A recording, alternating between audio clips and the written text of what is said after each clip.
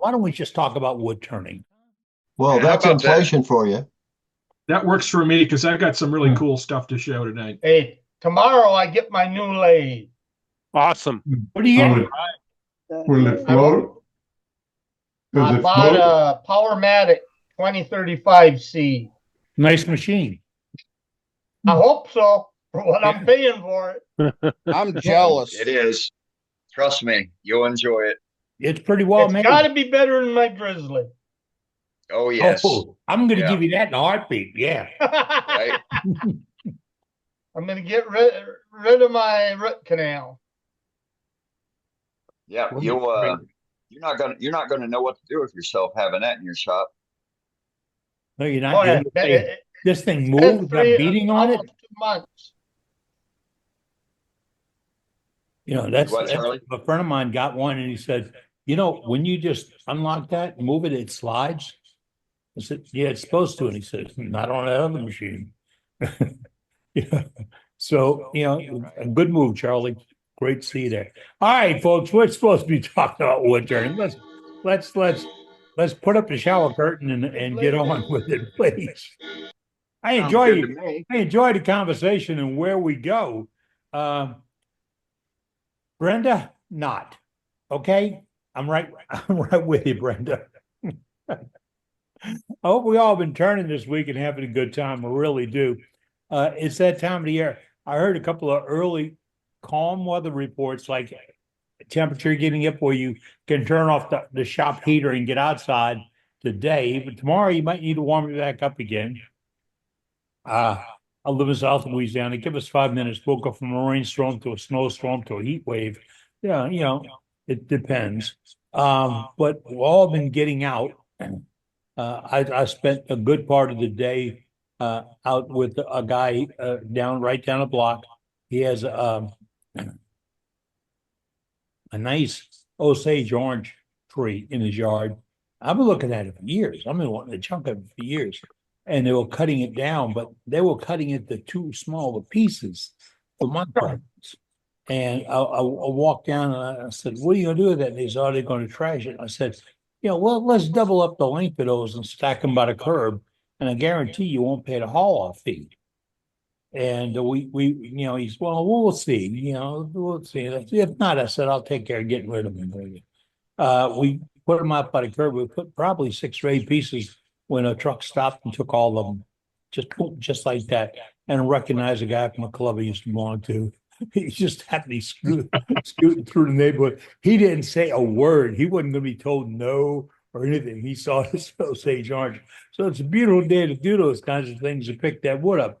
And I've seen on Facebook today that we got some other members getting lucky that way. A few windstorms went through. I know they played hell with the country this week. We enjoyed our share, if you can say enjoyed. They came through. It was so bad in New Orleans, they actually canceled parades. We don't cancel parades for anything. We parade for everything and through everything. But we're kind of sissified now. Oh, it's going to rain on us. We're not going to do a parade. Thanks, cancel them. But no, they're going to redo them. But it's time of the year to get out and get in there. And I had a call from one of our members yesterday about he's turned a couple of bowls and he's seeing some roughing and cracking problems. And he said, "Why don't you address roughing and cracking in fresh turned bowls?" And we talked for a minute or two, and then it dawned on me, he's never entered into the conversation about what to do about rough turned bowls, because he's turning them and leaving them on his chuck, on his slate, and walking away from them. And they're rough turned. They're a little thinner than I'd like if you're going to try something like this. But he's leaving them by the window in his shop. The window is slightly ajar.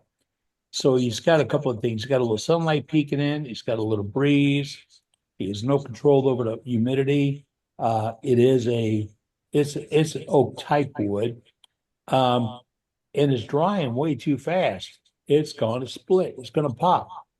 So I said, okay, let's do a little something about it. Think about why it's cracking and what are you gonna do? So we went through a little refresher on that. What would you do to slow down a cracking and a fresh turn blank? And it wasn't really, really wet wood, but it just hadn't been seasoned out. So it's funny the conversations you get into with people, and you can always relate them back to saying, hey, if you want more than that, we've got a show or an article or a tidbit or information on the world's greatest website dealing with wood they're turning right back. You know, Dave Rhodes, when he's not battling Mother Nature, puts out a fantastic website. And I mean fantastic. There's not another one like it in the world, folks. Go shopping around and see. It's absolutely free. It's available to everybody with no restrictions. And we accept input, logical input from anybody. And we like it. And then all the information we develop each Wednesday night goes on there. And you can look it up. I mean, where can you go look up a meeting that had Matt Harbor coloring something and Duxbury reshaping it, and then Billy Burt recreating a jig, and then you got Dale doing this, and over on the other side you got Dane putting this little slow-mo thing on to show you some really dramatic turning and all. You're gonna find that out. You can't find it. It's on that website. I love it. And go there and just pump through little articles and features, and then we put it on the internet.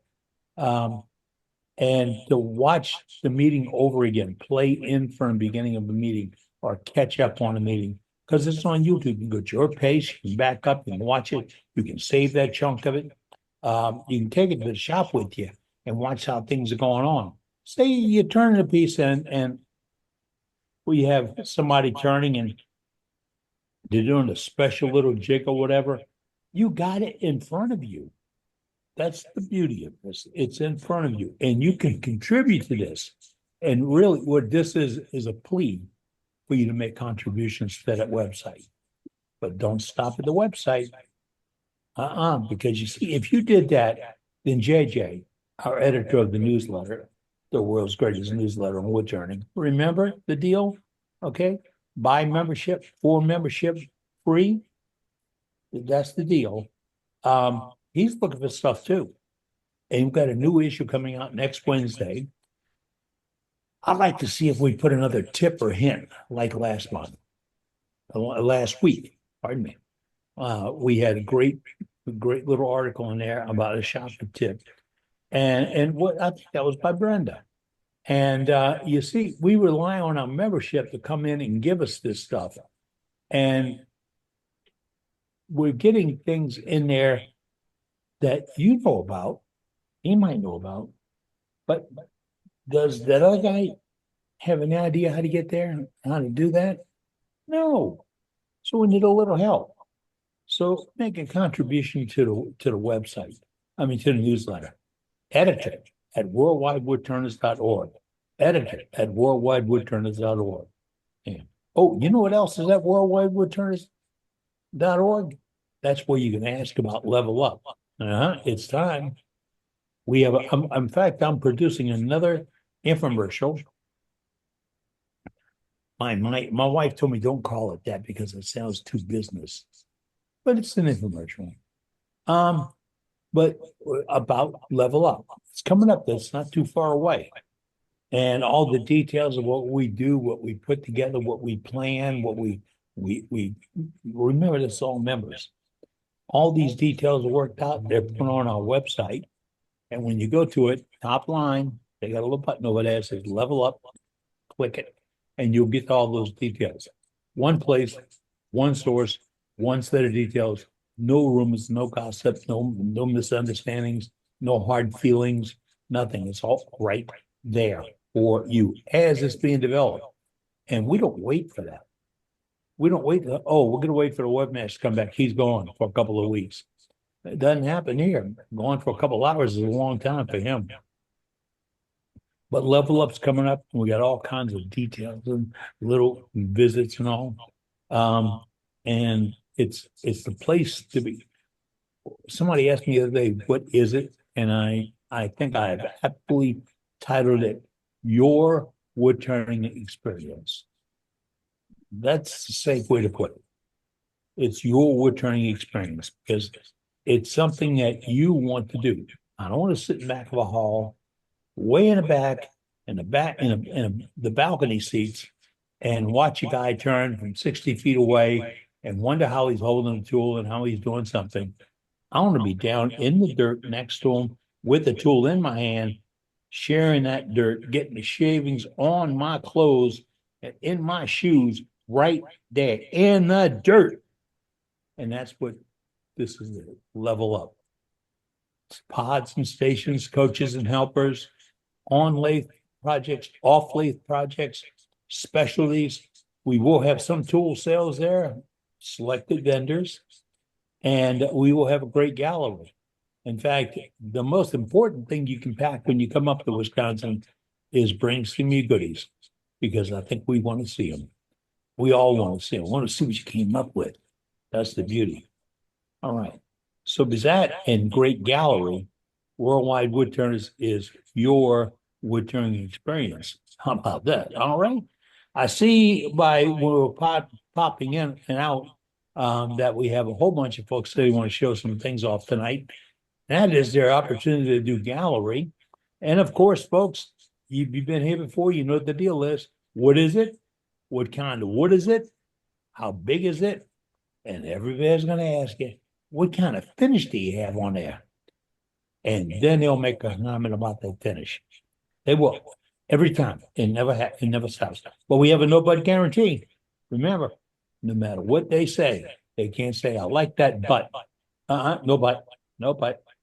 I like that. It's your work, your art, your turning, your world. Okay, we're going to go to gallery right now. If you got something to show tonight, you put it in chat. We're going to pop over there and do a little gallery. And the way this works out is we got some gallery and then safety Sue. I see her over there. Hiya, Sue. See Sue in there tonight. She's going to give us our safety briefing tonight. And then we're going to go to a good demonstration. And it's put on by you. Dane, who's in the bottom? Well, let's see. First up for our gallery tonight, we have Mr. Dewey Johnson. Dewey, we got you. Good evening, everybody. Evening. I turned to both finally. I hadn't turned one in a while, and to ash, and I decided, well, I'll do a little texture and a little color on it, and so there's that. That's And, cool. Yeah, I like that one, Dewey. Nice.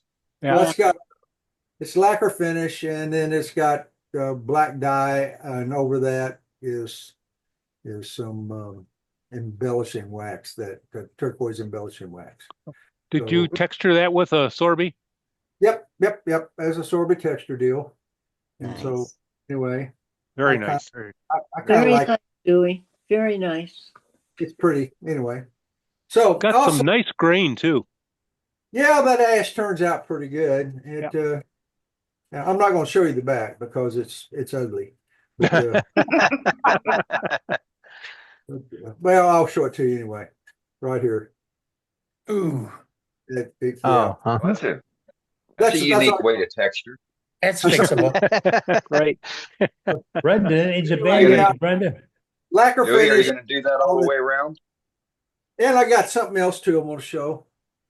If you remember, I did this little urn. Well, I got it all. Oh my goodness. Oh wow. Oh my goodness. got it Very all nice. decorated. Jeez, So Getting there. It's getting there. Oh, that's gorgeous. that's, yes, gorgeous. My God. And so anyway, that's to the point now where I can put a handle and a spout on it. But we're not going to do that till the end of next month, right, Dane? So, That's right. So the end of next month, I will show you how I'm going to put the handle and the spout on this thing. Oh, okay. Wow. Anyway, Be a demo. So So how'd did you you ever do all of the coloring? well, of course, this is Right. the first thing I did was put black ink on it, and then I come back and I put bright red on it, and what that did was it made that red shade, made it darker, and then I coated it with what we call shaded epoxy, which is just epoxy with some black dye in it, translucent dye, and put about 3 coats of that on it. And then after that, then all of this little characters here are engraved with a dental tool. They're all engraved, Mm. Wow. and A and then dental tool. and then I put gold embellishment wax and all the little engraving. Very nice. Very nice. Did you engrave through the epoxy? Yep. I just engrave. Epoxy is real easy to engrave, and you engrave it, and you, of course, the dust stays in the groove. Then you got to go back and blow all that out with air, and then if you use tape for your template, which is what I did, I engraved the tape and then used that, put that on. You got to get rid of all of the sticky with paint thinner or whatever. I used paint thinner. And then I use that Gugon stuff. Yeah. Well, the mineral spirits did a pretty good job. They really did. Yep, they do. Yep. So Very nice. Did you have a pattern? Did you have a pattern for the like tree like looking things? Oh, you mean no, it's an embellishing wax. It's a wax. It's a water-based wax. No, And I'm you- talking about what it looks like. You know, what in each individual it looks like a palm tree to me. I mean, And So that's yeah. exactly what it is. It's a date palm. so you had a pattern for that. It's a pattern. Yeah, what I did was I got that Matt, I got that 20 tape, masking tape, and then I engraved the pattern in it. And all of these little things had had a pattern. With a laser engraver or by hand? No, I did a laser, and I put it on. I stuck each one of them on, and then I just followed the pattern on the tape with the dental tool. And then Yeah. once that was done, I peeled it off, and then I went back over it again with the dental tool to make sure I got all of the detail in, and then blew it out with air. And then once all that was done, then I cleaned it with the mineral spirits to get the sticky off. And once that was done, then you have to really, really put a thick layer of that embellishment wax on, so that you make sure you get all the little grooves filled with stuff. So you wind up with a pretty thick layer of that on here. So you take that off with a damp cloth I dampen it with soapy water, and it takes that off. And then once all that's taken off, then you let it dry, and then you go back over it again with a damp cloth to get all the residue off. And once that's done, and you buff it up and make it like kind of shiny, and then you put about 3 coats of lacquer on top of it. And so Yeah, doggy. Well, you're sure perfecting the process. Very nice. Okay, Yeah, very pretty. So anyway, that's that. It's not. It doesn't have as much stuff on as I want on it, but I think it's enough. I think it's Yeah, I think perfect. it's yeah, Yeah. that's perfect. Yeah. Only So thing it's missing is Jeannie. Well, no, I can't let it off. Jeannie will get if I lift this up. Whoops, there he went. As long as it's Barbara Eden, it's okay. Yeah, that's what I was getting ready to say. As long as it's Barbara Eden, That's our Jeannie. she's sitting in here with me. There you go. Anyway, we'll be putting the handle, and we'll have a hinge here, just that, and then a spout on it, and that'll be the end of next month. I'll have that video ready for you, and We'll look forward to seeing it. Yeah. We Definitely. need a video of this showing you how he did it. well, I can do that. I can do that too. Yeah, Yeah, that'd be good. I might do that, but in the meantime, I'm gonna take a break from this thing. Yeah. Yeah, I bet. Ain't Anyway, imagine. Work on- I'm proud of the Work way it turned out. I really am. So Yeah. Yes, that's Hey, Yeah, Dewey, that's- take a break. that is Take a really break pretty. from that and finish up the bottom of your bowl. Well, unfortunately, I don't have a cold chuck to finish this up. So I guess I'll try to use my vacuum chuck on it to try to do that. But, That'll do it. Yeah, that's what I would do, Dewey. Yep. That's yeah, that's vacuumable. yeah, and that job will really suck. So anyway, I'll get that done. And Literally, right? you'll, Yeah. The Anyway. chuck and the job. anyway, hey, I've taken up enough time. There we go. Great. Thanks, Oh, guys. no worries, No, dude. no. Great work. Good Great stuff. work. It's beautiful, beautiful, Dewey, just beautiful. Thank you. All right, let's go see what Miss Band-Aid has got. Hey, Brenda. Hi. Well, recently, my ex-husband and my daughter got together and bought a house here in town. He's moving back from Florida. And when I went over there to look at it with my grandson, we looked out in the backyard and there's this big old tree out in the yard laying down. Right? It's already cut up. It's only about 6 foot long.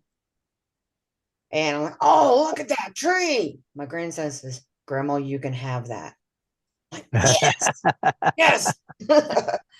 So had to send some pictures to a couple of people and found out it is Chinese elm. So last week went over and did some cutting on it and made my grandson a bowl. Very Nice. nice. Nice. Very nice. Very Very nice. pretty, very pretty wood too. Yes, I love this wood. This is beautiful wood. I don't know how long the tree's been cut down, but when I Right amount of tested it- time. huh? It's been cut down the right amount of time. Well, my moisture meter said it was 54% still, but That's Hmm. what, I was able Yeah. to turn it, turned real nice. The moisture meter. Yeah, I don't trust them things, but I asked Well, my grandson, I showed it to him, and he Well, it's says, been outside in the rain too. yeah. So I asked him, I said, how would you describe that bowl? He says, big and cool. Big and cool. so how, Very good. what But he fish likes it. put on the inside? Oh, it's finished with boiled linseed oil. And then on the outside, I put boiled linseed oil and tongue oil. Gotcha. Good. Nice shine That's on great. it. Mhm. Yep, I didn't put the tongue oil on the inside, just the outside. He liked the That shiny. looks good, Brenda. So Looks good, Brenda. Very, very I only pretty. put one layer of tongue oil on it, so that's good enough for him. Good. There you Good go. It's still Yeah. pretty. Just a It's plain old bowl. Nicely So, but that's what I got this week. How'd it turn for you? It turned good. Yeah. It turned good. Yep. It never flew off the lathe. I never had no catches. Yeah. Great. Pretty good. And I've got quite a bit of it now. And there's still more of it out in the yard. It's actually too big for my chainsaw, but I figured I'd cut it up in pieces, a little at a time. Yeah. So Very nice, Brenda. That is. that's all I Very got. good. Very nice. Very Thanks, nice. Brenda. All right, let's go see what Mr. Jeff has got. Hey, Jeff. Hello there. So last week I showed everybody a vase that I was working on. A segmented vase was half done.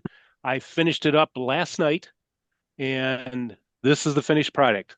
Oh, wow. Sweet. Ooh. And Pretty. Brenda, this is Chinese elm, which I found wonderful to turn. However, it seems to be quite abrasive. It was dulling my tool a lot. Yeah. But it's Chinese elm and a walnut. This is going to be on display at the Starkweather Gallery in Romeo, Michigan. Our club is doing an exhibit there in June. So 313 pieces total, counting the plug on the bottom. Wow. So it's finally done. It was a great learning experience. I learned a lot about patience, which I don't have a lot of. And last week I showed you it was 5 rings glued on but not turned yet. I will not do that again. I did the first 5 rings. That was no problem. After that, I'll do 2 rings at a time and shape it that way. Do it in halves. Do the bottom half and the top half, and then assemble it. That way you don't have to go so deep when you're working on the inside. Oh, that's true. But even 5 rings deep turned out to be a problem for me. And I got it was almost a catastrophe. I got a horrible catch on the inside of the 5 rings that I was turning, and it literally come off the glue block, which I've never had happen before. Luckily, it was in a steady rest at the time, and that held it into place.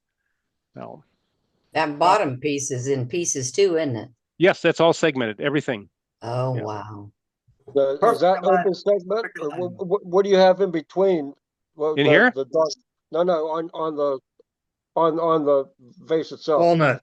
What? Oh, okay. that's walnut. That's walnuts spacers, 1/8 inch apiece. So, Beautiful. and then the plug on the bottom is also Chinese elm to keep it in the same contacts. Excellent. Beautiful. So that's It it. Super nice. Send you. in photos for the newsletter. I sent you a picture today, JJ. Okay, great. Thanks. I haven't checked it yet this evening. Okay. That's Very That's good, it. Jeff. Thank you. That's Thank really you. pretty. All right, let's go see what Mr. Owl's got. Ooh. This is a little bit that we were talking last week. Dale showed that really pretty piece that urn, and we did a lot of talking about cracking and stuff like that. And I said that that I had done, and this is pretty much I wafer. Dane said it's wafer. That's the way you call it. I did 1, 2, and then I cleaned all that out. I made it, as you can see, it's very thin. Then I would add 1, then I would do it, and I would add 1 more, then I would do it. I built it up that way. It's going to be my urn, and like I said, if it cracked, my wife would probably just sweep me into the garbage can. So I don't want it to crack. I didn't make the lid yet, but I don't think it's going to crack. I feel pretty good making an urn this way instead of a piece of solid wood, because I don't think I have the what's the word? I don't think I'm good enough to be confident enough to here's an urn and it's not going to crack it. I don't think I could Your ever do technique's not there yet. that. I don't think it'll ever be there to have my you did right, Al. No, I don't think it'll ever be there. So I did it this way, and I kind of like it. I feel better if I was going to do something for someone. I would do it this way, because I just feel more comfortable. But Hey, I Al, think they got good. It's walnut and maple. Al, what's the volume of it? Al, what's the volume? I could get just over 2 pounds of rice in it. Well, So- you got to go with the volume. It's 1 cubic inch per 1 pound of body weight. Well, I know that 2 pounds of rice is a big, like a 250-pound person. No, it's not. And, No, And, I don't think so. No, well, you got to go by volume. You got to go by volume of it. You can't go by weight. You got to go by volume. That's exactly Well, right. I mean, if you see a 2 pound bag of rice, it's pretty big. I've seen a couple plastic bags of what we call ashes, and I'm pretty sure it'll be good enough for me. But like I said, I feel more comfortable making an urn this way. Like I said, I cut all my pieces, and I had them sitting about 2 weeks off to the side, so I'd take 2 at a time, and then I would go so far I would leave about a 1/2 inch of my width, which was pretty big, and then I would stick a whole slab back on. Pardon? I didn't hear what someone said. It's an open mic. It's okay. Keep going, Al. Oh, okay. No, like I said, I'm gonna probably do it this way. I would feel more comfortable handing it to someone. Like the conversation we were talking about last week. The last thing you'd want is to give someone an urn and it crack. So here's my urn for myself, and this Hey, is Al, yes. if Yes. if it turns out that all of your ashes do not fit in that urn, then the rest of them she can just sweep up and put in the trash. Oh, she will. She will. She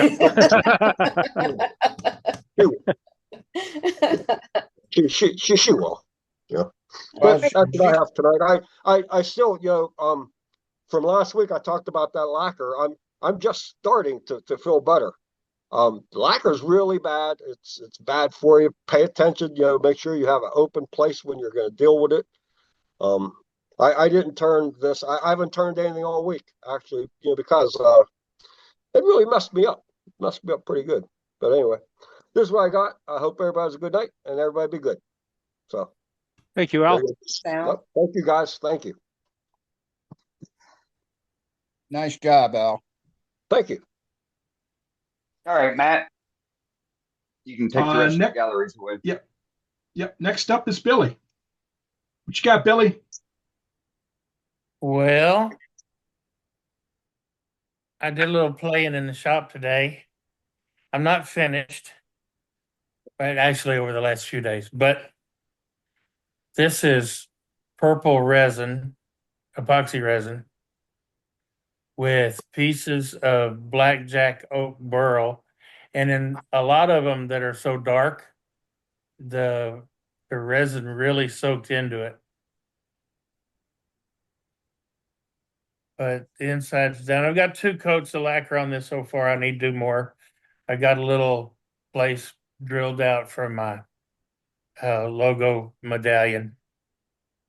But I think it's going to be pretty. The lid I don't have finish on yet, and I got to do a little fine tuning because it don't fit anymore.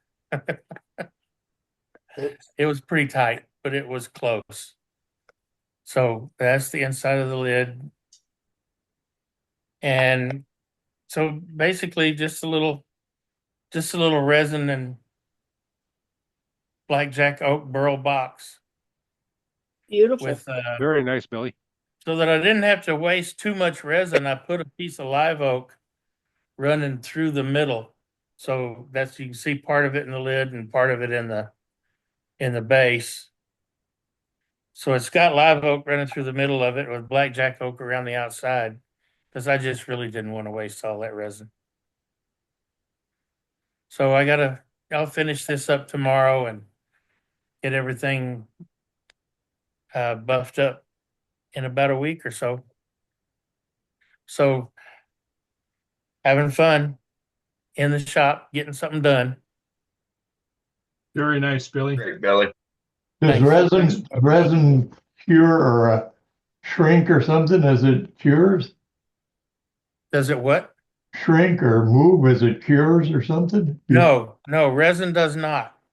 Okay. But I think I've got a couple of coats of lacquer. They're not real thick coats, but I think it's just enough because there's nothing on the inside of this yet. I think it's just enough. Well, yeah, there is. There's sanding sealer. So I think between the sanding sealer and the lacquer on the lip, it's just a little bit much. It was pretty tight. I thought it would sand out, but it didn't. Okay. But it will. I'll fix it. I'll buy that. Very cool. All right. Thanks, Billy. I'm up next. I finished the dry brush painting on this little mushroom. I want to thank Doug Miller.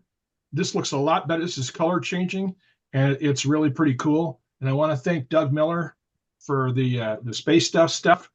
This is the paints that I used. I didn't airbrush. I just dry brushed it, but it's great. I love it. This is spectacular. It's cool paint. Yeah, it is. And the second one I did is I got in the shop and finished this piece this week. So this is walnut and pewter. Nice. And I'm delighted with how it turned out. Got a little bit of a thing on the inside there, and it's all grain matched. So I'm real happy with it. It's still a little lacquery, so Great piece. Yeah, thank you. It was a lot of fun to do. It's 6 3/4 inches tall. But I'm really happy with it. Thank you. Great. Beautiful. Yeah, the pictures made it look a lot bigger. Yeah, it's this big, okay? Yeah, I see that now. Yeah, the Ah, picture made it Put look in, like it was what can really you fit big. in there? The camera adds a few pounds. That was good. Yep. So next up is Roger. What you got, Roger? Okay, last week I showed you guys a bowl that I was starting, segmented bowl.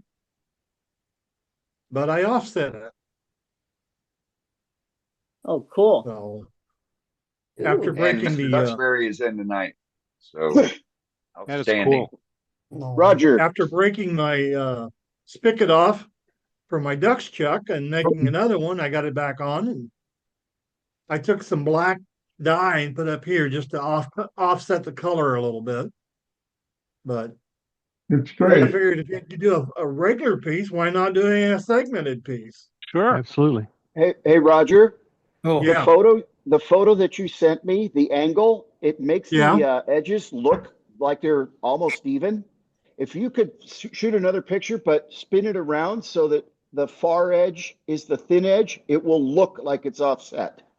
All right, Thank you. I will do But that. it's a great bowl. It's just really hard to tell it's offset because of the angle that the camera's coming from. It's about an inch difference between here and there. So But when you shoot it from the thin end at a low angle, it makes it look the same width. does it? All right. Yeah. So just spin it around and shoot it again, and it'll be very dramatic. So shoot from this angle towards that. Yes. Yes. All right. Thank you. Now, last week you were concerned about making another duck's chuck and trying to get it lined up again. How did you line it back up? Well, it took a while to get it trued back up. But once I finally did, I just kept turning it a little bit and finally got where I wanted and finished it off. And I had some problems with the black Ritz dye. It's thinner than I thought it would be. And I had some drops that went down inside. And I sanded and I sanded and I sanded, and it never did come out. An So- inclusion. So very nice piece. So anyway, Roger.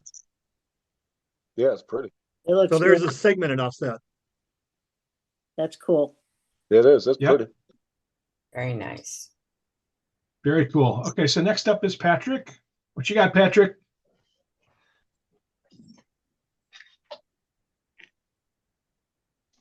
Unmute. You're good. Gotcha. Okay. This is the bowl that I turned last week. I went ahead and finished that. Oh, Looks very really fine on that thing. Sanded Nice. it back down and put 4 coats of tung oil finish on it. Wow. It looks great. Mm-mm-mm. That's just beautiful.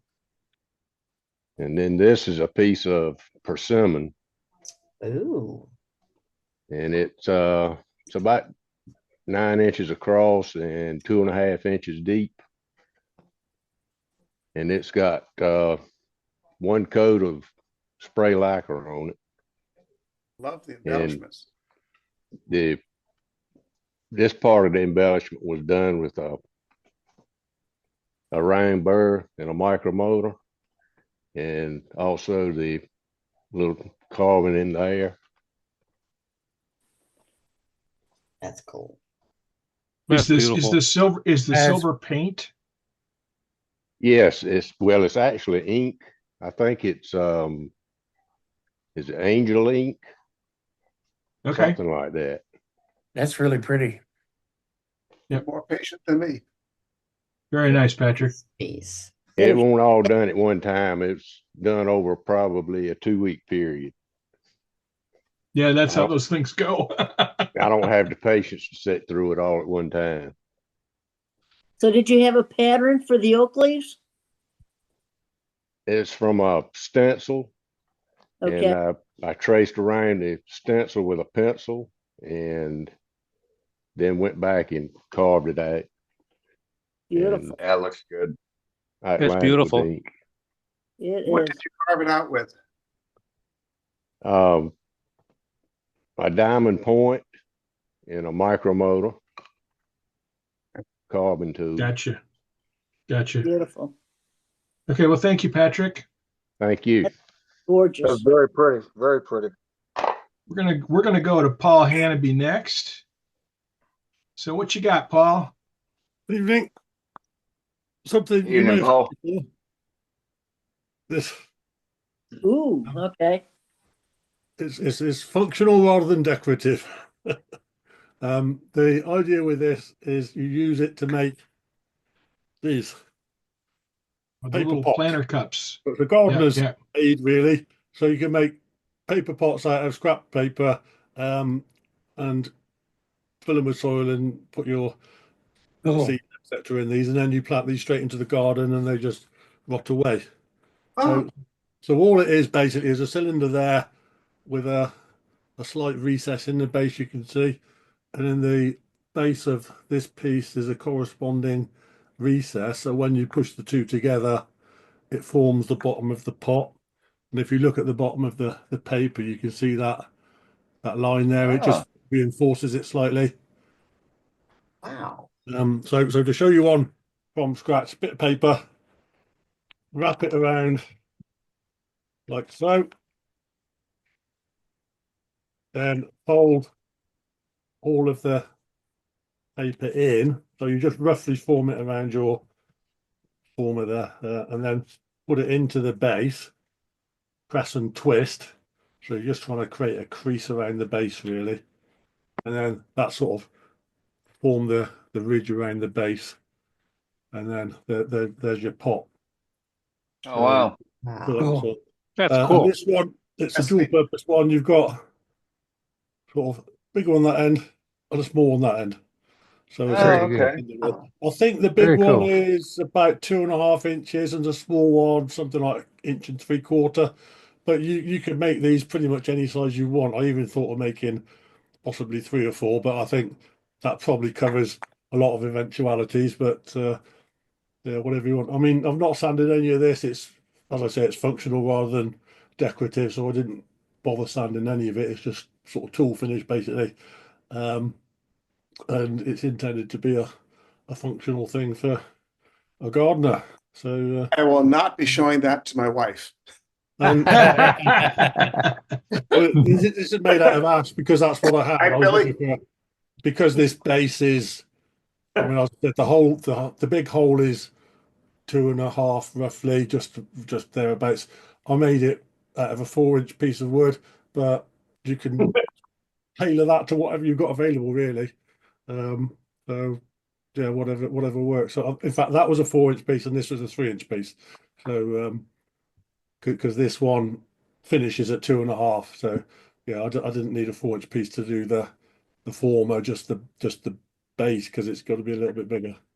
Do you draft the cylinder a little bit so they Yeah, come there's a on little off? bit of slack there. You don't want it tight. You've Yeah. got to allow a little bit of slack for the paper, otherwise it's going to tear when you force it in. So you want, let's say, 30-second or so of slack between the two. And But do you taper? Is it a straight cylinder or do you draft it? Yeah, well, I've just done a straight cylinder. Okay. Yeah. Okay. I just wondered. And likewise that end, but the fiddly bit, if none of it's that fiddly, but it's just getting that groove there, the right size to drop into the corresponding slot in the base there, and that forms the bottom of the pot. So if we get that right, then that's it. And I've just sort of made this, I don't know, probably 2.5 inches long each side, something like that. But you can make it whatever size and shape you want for what pots you see you sort of envisage using. Yeah.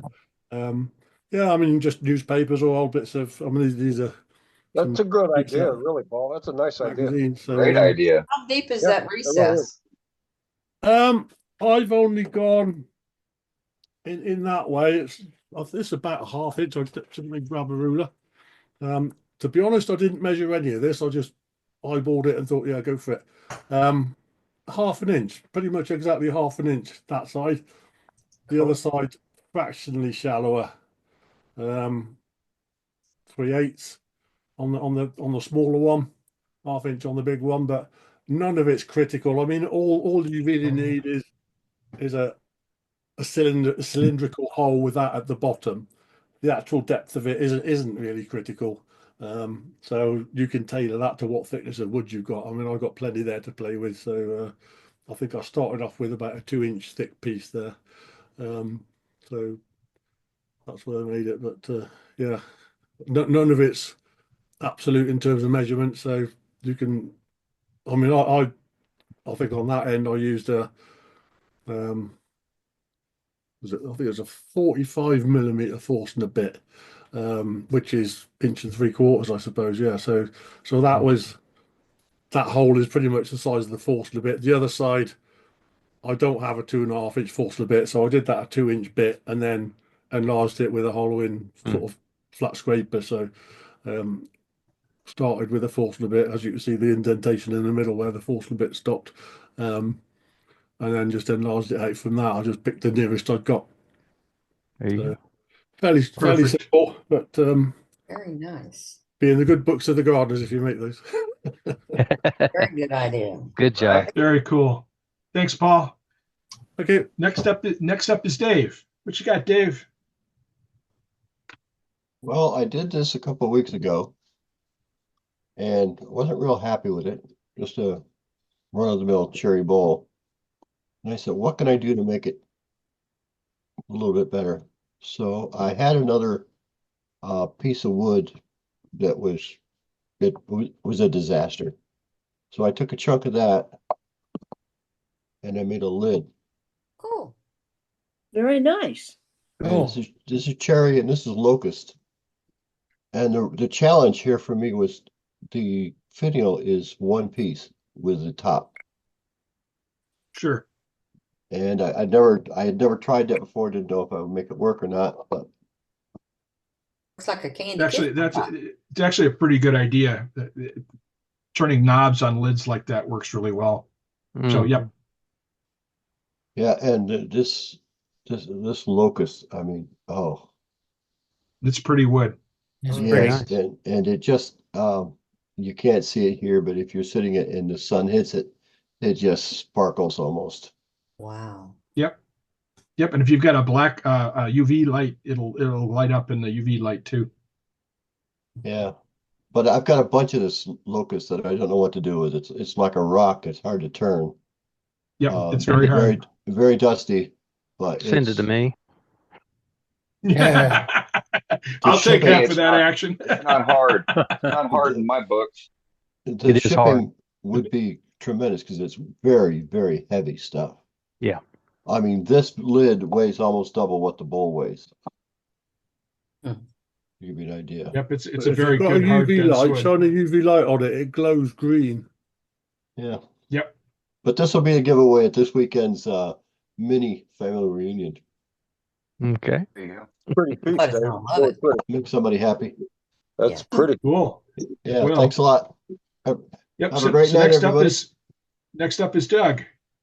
Hey guys, it is good to see everybody. I don't know. Last week seems like a long way away, but it's anyway. I've told y'all I watch a lot of wood turning videos. I like to get ideas. I like to see new techniques. I like to be reminded of stuff. But anyway, new techniques is not new designs is what I've been after recently. And so saw Ronald Kahn turn a nice little bowl. But he was thinking one day, we turn all these bowls and all the inside ends up in the floor. So he thought, what if I part in and take the core out and make a lid? So that's what I did. And it came up with that. So this is a piece of pecan. This was all one solid piece. My lid came out. That's the original orientation. So I parted, used a large parting tool, parted this so I could take it out, set it aside, finish my bowl with a ridge on the inside for the lid to sit on, and then turn my lid. It's hollowed out as well. Put a little purple heart knob on top, and that's what we come up with. Clever. That's a really interesting idea. Yeah. Yeah, it saves a lot of shavings. My shavings pile should have been it should have been twice what it was. But all this, everything that the lid saved, I used. So I didn't lose that much. Oh, that's Very cool. cool. Looks like The it's got a cherry on top. Yeah, the pecan is just it's a nice piece of pecan. I've got an extra light on it. It's not helping. But it's got just enough color to have some interest, especially on the top. Of course, this was the other way around, but when I turn it up, you get to see all that color that's there. Yep, Wow. yep. So And it's the same piece of wood, so it'll Yeah. be matching. Yeah. Right. And the So how hard was that to cut out with the parting tool? Not too tough. I use my the McNaughton straight cutter. So I still got it right here. It's a big sucker.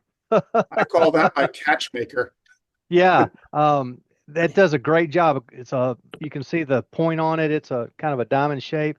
But I started, I made my outside curve of my bowl, and then used my small parting tool, my normal parting tool, to go right into the corner, and I made a double cut so it was a little wider, because it's still wider than that double cut of my regular parting tool. So yeah, I got it started with that, maybe a quarter of an inch, just enough to give this big one an avenue to get started. Once I did, it was not hard at all. So you use your buckle to support it, No, just the tool rest. just to rest straight in. Yeah. If I was doing the curve, Dane's talking about the turret that McNaughton comes with. It's got a gated turret that comes so you can make those curved cuts. But this being straight, I didn't see the need for it, so I just used my tool rest. I did have to hold it because I was going at an angle across the wood. Pick this back up. Probably not suggested to use a regular parting tool to do that. Just because the length Typically, of your the parting tool tool's is not. gonna Yeah, it's not long Right. enough, not stout enough. This is a heavy, The other stout problem tool. with the standard parting tool is because it's a rectangular tool, effectively in a curve, it can bind at the top and the bottom depending on the tightness of the Right. curve, obviously. So Yeah. you need to make a double cut to relieve it to Yes, do yes. that anyway. And the McNaughton tool's got a slightly wider tip, so it creates its own relief Right. in a way. You can see that it's got a wider tip, but because the wood You was got at the an meat on angle, it. I was holding the blade as well, keeping it straight. But you just using my normal tool rest. It wasn't anything. And I do have the long handle on it with the extension, so I had plenty Well, I of. just wanted to highlight, that it wasn't Absolutely. a regular parting tool because, you don't want somebody going in with a regular parting tool because you're going to have too much tool Right. that is not In supported. Ronald Kane's video, it looked like it was just a regular parting tool. It was a little bit long. He used one like this with the diamond Right. shape, Right. but it's still not. You got your tip is the same width as the width of the tool itself. Yeah. you That need a other one, release the cut, tip is yeah. wider. And Ronald he was doing double cuts. He'd go in a little bit on one side, pull it out, go down the other side, for that very reason, because it gets too much heat. But as you can see, my parting tool is getting rather short. I could not have done it with that little tiny handle and the short steel. I could not have done it with this, even though this bowl is not that big. I could reach it. It'd have been about like that. There we go. But that other tool was just so much better.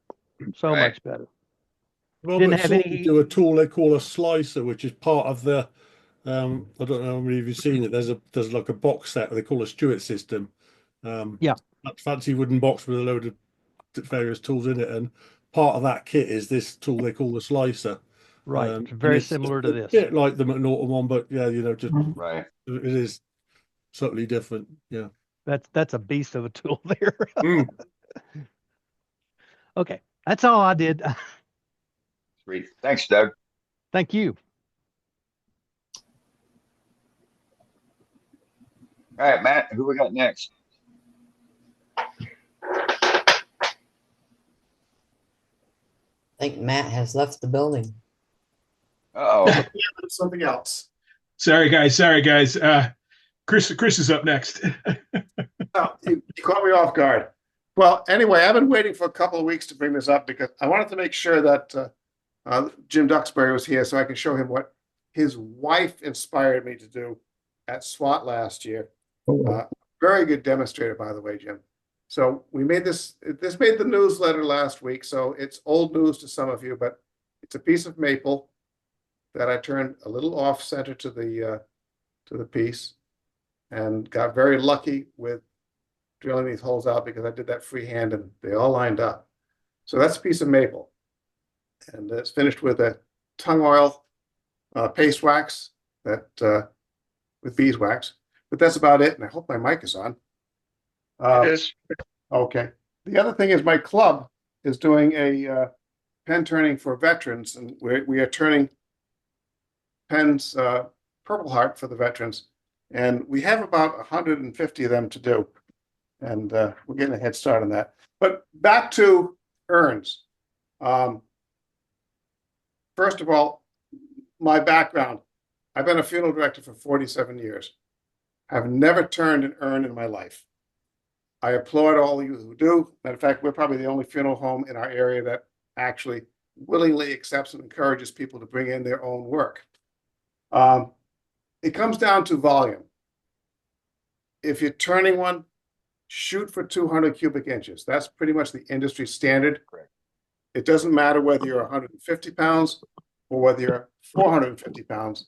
It's going to be the same volume when they're done. Don't ask me why unless you really want to know. But what you get back is not ashes, it's skeletal. And if I gained 150 pounds, I would have the same amount after my cremation as I would now, which is still too many pounds. But anyway, if you have any questions about that, feel free to reach out. All right, good stuff. Okay. Thank you, Chris. And then with that, we do have an urn volume calculator on the website that's interactive to the point to where you can even make your shape based on your dimensions, and it will calculate the volume. That's all well and good, but take the weight option out because that really has nothing to do with it. Yeah, it's based entirely on volume. It's a formula based on volume, based upon what that capacity is going to be. Yes. Yeah. And it's a simple formula. And someday I will turn one. Yeah. Go to the website and take a look at our urn calculator. We put a lot of time into it. Sure, we'll do. Hey, Chris, thanks a lot. Thanks, Chris. All right. Okay, we got time for more, or do you want ready to go into Safety Sue and the demonstrator? Oh wow! It's almost top of the hour here for Safety Sue. Yeah, let's Sue, where you at? I'm here. I got you. Let's get our safety moment on, and then we'll go to our featured demonstration for the evening. We got you now, Sue. Okay, I see that. Hi, everybody. A few weeks ago, when I didn't make it, I was going to do a safety talk on slips, trips, and falls. And evidently, my feet didn't understand what I was going to talk about, and I took a bad fall. So I've been healing. I have a cracked rib and a broken rib. Ow. But yeah, it hurts, but it's a lot better now. So most of us, or I'm going to say at least 80% of us, are over 50. And a lot of us are over 65, and some are even older. And I resemble that. And unfortunately, remember that advertisement, I've fallen and can't get up? That's a true thing. It's not funny. And we have a lot of stuff in our shops that we should be, a lot of you are going to say blowing, I'm going to say vacuuming up. or sweeping up the most of if I'm alone, okay, so that's why I have an Apple Watch on at all times. I can just say to Siri what to call and she does it.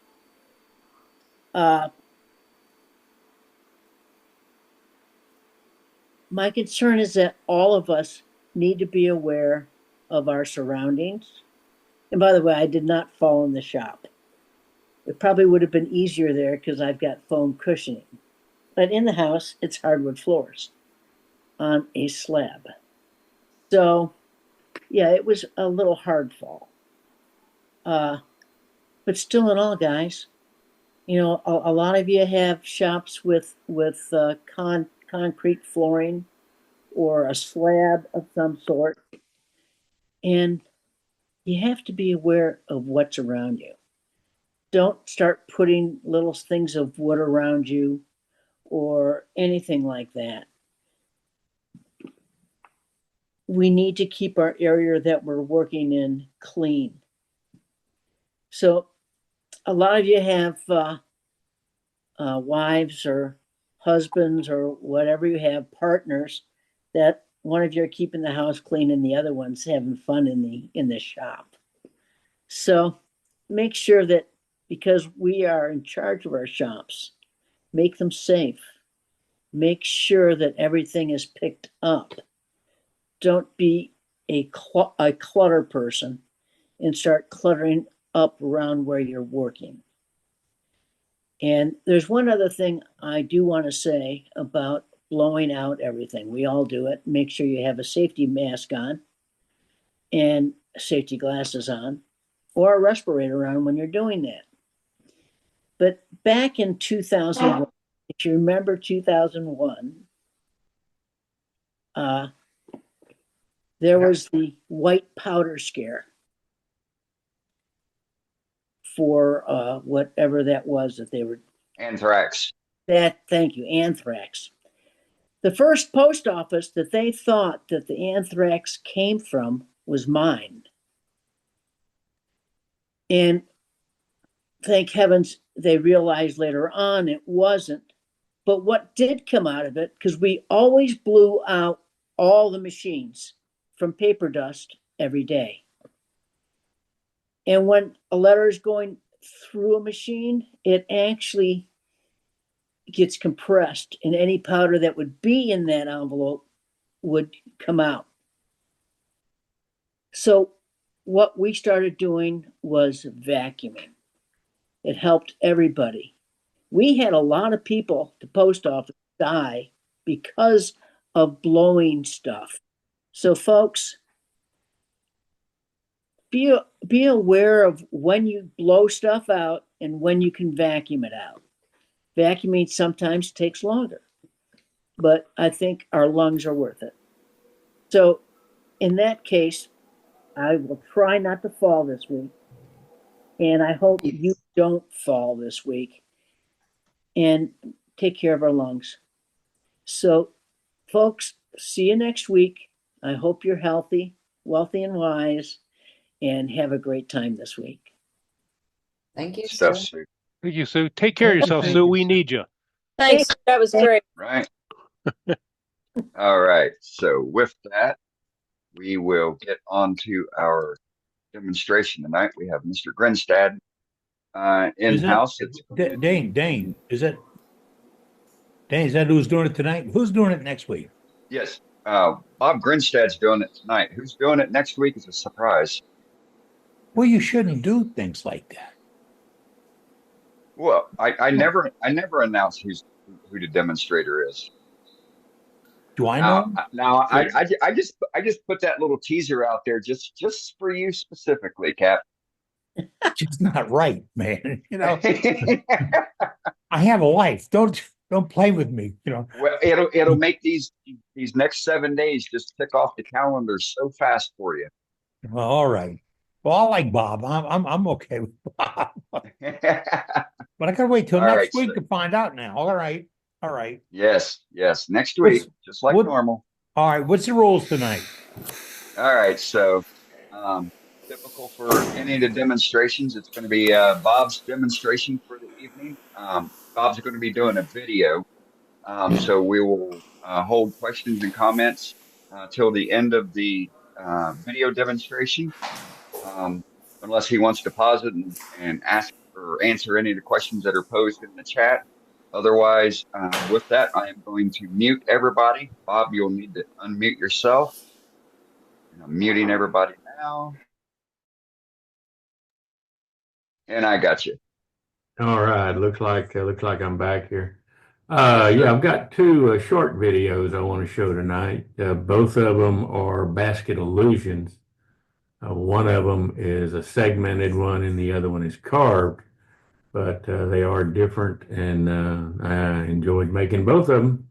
But anyway, the first one I've got tonight is this one here. It looks like a woven piece of segmented turning, but it actually is a segmented turning. It is it kind of goes together a little different than most of them, because a lot of the pieces here are hand cut. They're not a cookie cutter, like you normally do segmented, where you cut all the rings and all the pieces. The only thing that is cut the same, or are not the same, but the only ones that are really cut the same are the vertical pieces. All the horizontals are done separately. So let me get that one started. And this one is, of course, all this stuff either comes from Pinterest or from Facebook or somewhere. But there was a guy on Facebook that had this, and he did it, and I thought it turned out pretty good. So let me share my screen here, and as with most of the projects that I do, I find inspiration. Loud enough? Whether it's Pinterest, Yeah, it's good enough. Or YouTube, but in this case, it was from a Facebook group, Segmented Turners group on Facebook, and it was by Ross McClellan. It's a segmented vase that he had done, and I thought looked really good, so I thought I would give it a try. So this is what it looks like. It's looks like it's open segment, but it's really kind of ringed. It's really not either one, because you cut them like rings, but we're not going to glue them up that way.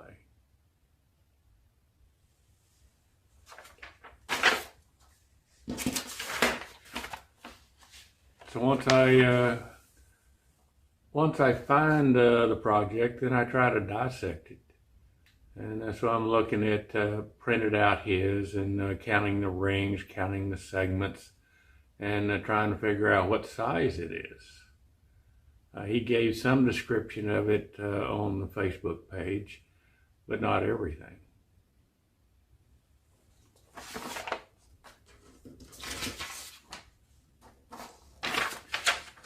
So to make it easier, I created this so I could kind of see it and see how these pieces are actually going to go together.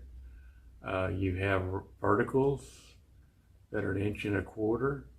You have a 3 1/4 inch stock, and the bottom piece is actually, the base is really going to be just a solid base, and the very first layer is going to be 1/4 inch high, and then a 3/4 inch stock. But it's a vertical, but it's only 1/4 inch high.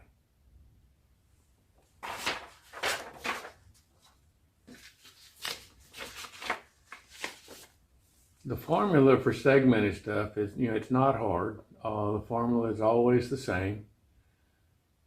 You take the diameter of the ring, multiply that times 3.14 to give you the total distance around that layer of the ring. And then you divide that by the number of segments. And that gives you the total length across the top of each segment. the angle is 360 degrees, around a circle, divided by the number of segments. And then you divide that by 2. So in our case, I'm going to have 10. So it's 10 segments on each layer, each ring. So I'm going to take 360 divided by 10, which is 36. Divide that by 2. So the angle on each side of every segment here is going to be 18 degrees, all the horizontal segments. And then the verticals are just going to be 3/4 inch spacers in between all these. Then I'll lay it out on graph paper. And I use 1/4 inch segments or 1/4 inch squares so I can lay this thing out. And as you can see, I am drawing the vase out here. So I try to draw the outside wall and get it all drawn in there. And then I come back and decide how thick or how wide each layer has to be. So that, when this thing swings down through here at an angle, it's got to be able to hit one side and come out the other and still stay in that piece of wood. So that's why they're different widths. Every layer is going to be a little different width, or most of them are. And then I just start cutting pieces out. So, over here I've tried to come up and say, okay, I need so many inches of this size wood for these segments. So let me go cut those out.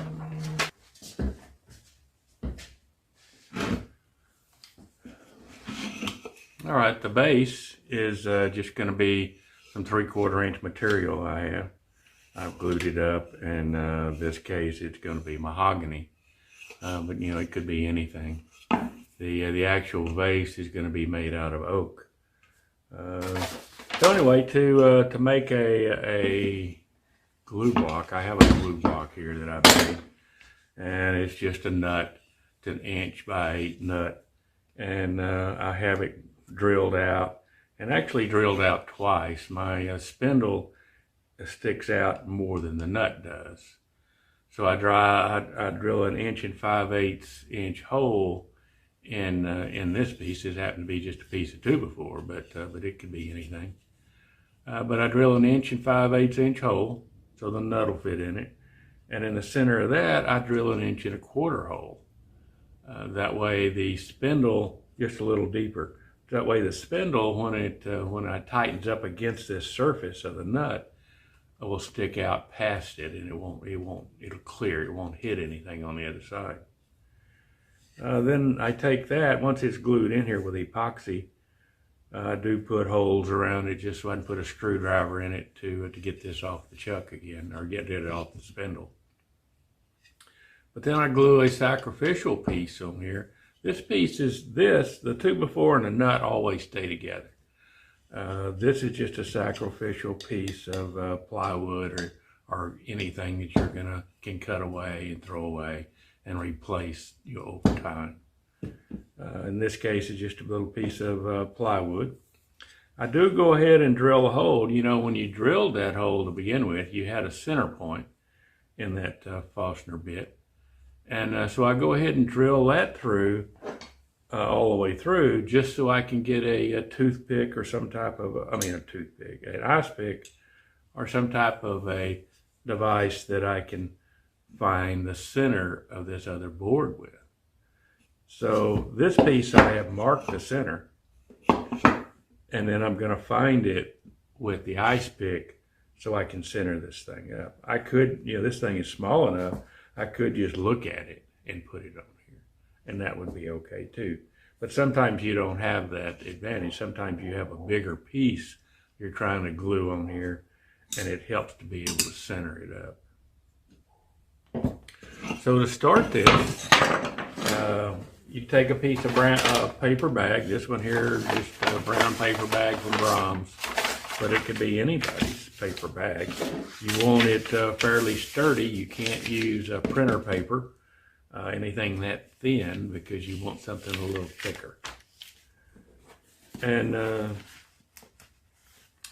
you take your glue block that you have already made up, and you put some glue around it. It doesn't take a lot of glue. And in our case, you know, we just want a one string of glue around here. Now, the reason I say that is because if you glue it all the way to the center, that means when you come to take it back off again, you're prying it off. You've got to pry that glue, that paper apart all the way to the center. And you don't need it, so all you want glued is this outside edge anyway. So once you have it glued, just press it down on your paper, turn it around a little bit, put a little weight on it, and while it's drying, you can cut the paper off. You know, we're just going to cut around this paper, so we'll end up with a circle here, right?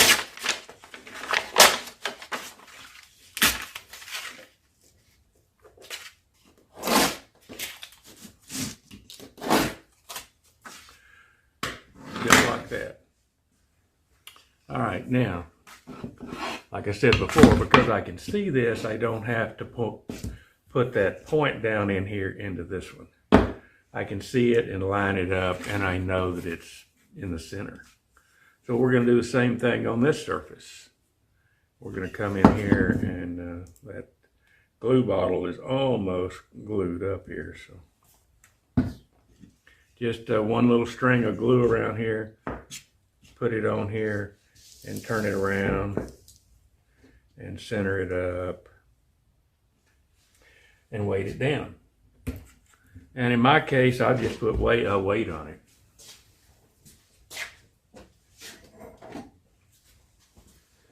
I have an 8-pound weight that I just set on it and let it set overnight and dry. And then tomorrow I'll come back and turn this thing and make it flat so I can start the bottom of the base.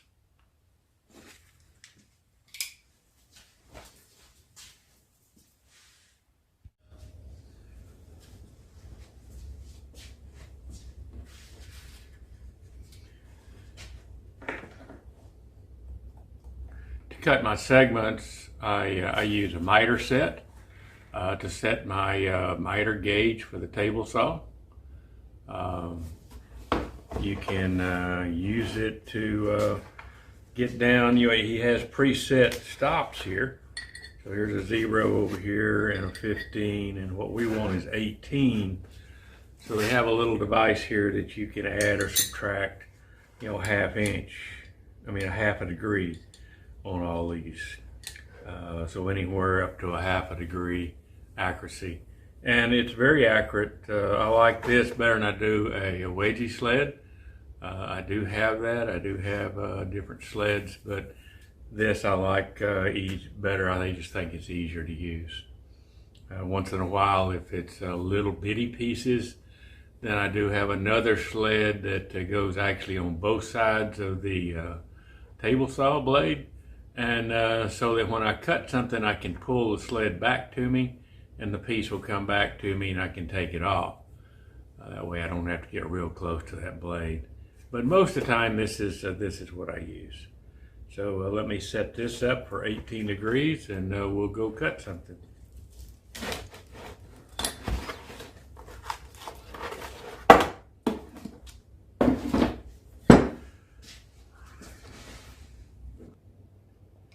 And just set the miter gauge up here and tighten it up.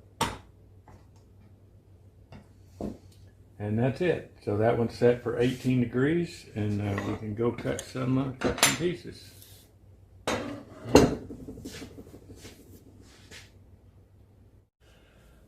All right, so I have 3 parts here.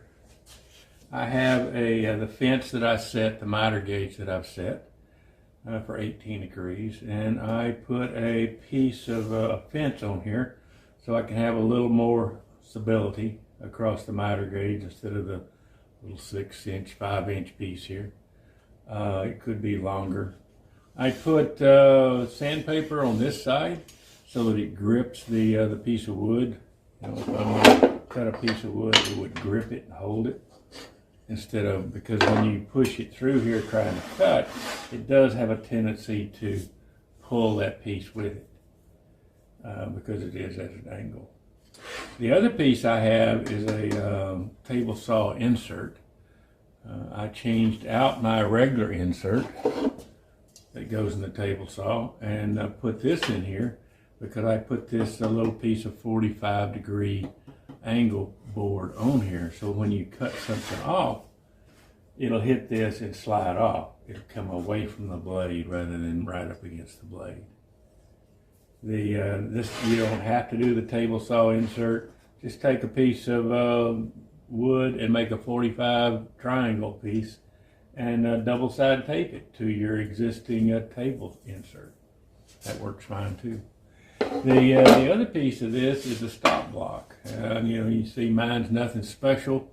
I have made several different stop blocks over the years, but this one works real well. It's just two pieces of wood. One is to get it up above the level of this, because this was 3/4 inch, and so is this bottom piece. So it's to get this bolt head up above that surface, so it'll slide up here. And not that it's going to go across it, but the wood's going to go across it. Now the next piece I have here is a little threaded insert that I've drilled and going to go in this block. So I drill down deeper than the bolt that I'm going to put in here, so that this bolt can go up and down and adjust the distances, change distances, so I can set it for the the correct amount for the top edge of that segment. And then I put a wing nut on it so I can lock it down. This little screw over here is just to keep the thread, is to tighten up the threaded insert, just to keep it from backing out. Because once you tighten this down, if it's metal to metal on that insert, when you go to unscrew it, it'll have a tendency to back that threaded insert out. So this is just to stop it from doing that. And all I do is clamp that to my table saw. I did make one out of the Harbor Freight little magnet strips. I think y'all have seen that, and that works good if you have a cast iron table. I just don't have that. I have an aluminum tabletop here, so the magnets don't work. But it's the same principle. You would do the same thing. You're still just screwing this in and out to adjust it for that length that you want. So let me get it set up and we'll cut a piece.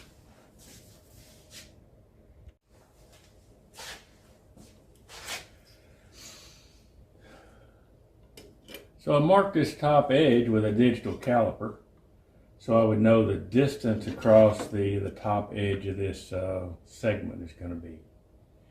And then I line all of this up and set my stop block and cut it to where it's right on that mark. And then I cut off the number of segments I need for that. And that's what these are. These are 18 degrees on each side, and it's 1.34 across the top of this. But anyway, that's how I cut these things. I did make a different type of caliper, and I think you've seen that before, but let me show it to you.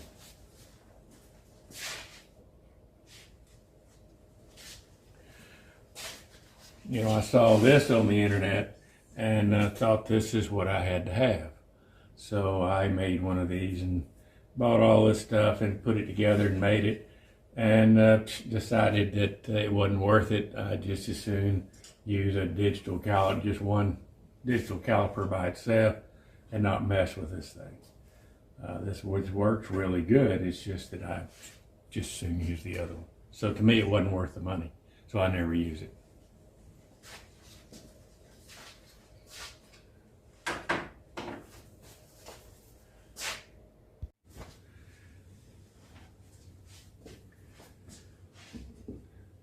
Okay, so I have my base prepared. It's glued up to the glue block and sanded off flat, and I've turned it round. And now I've got to hold it somehow, because every one of these rings I have to put on as individual pieces and glue them on here. You can't glue it up as a ring just because of the nature of the thing. But let me show you how I'm going to hold it. This is a what do you call it? A carbon station that I've made. This one here is out of 3 bolts from a Tractor Supply, 1-inch bolts.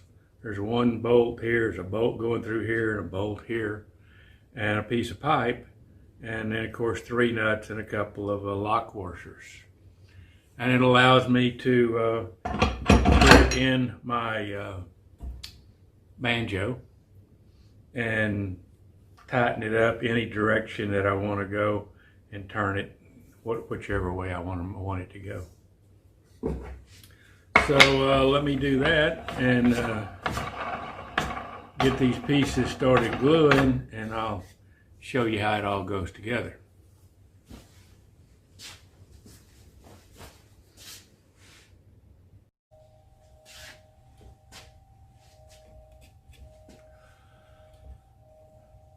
Okay, I have the first and second rows on here. Let me take that off a little bit, and you can see the first row is this 1/4-inch piece in here, and then the second row is this one. And now all I've got to do is sand it flat. So you sand it flat between every ring, but you sand off these and make it flat.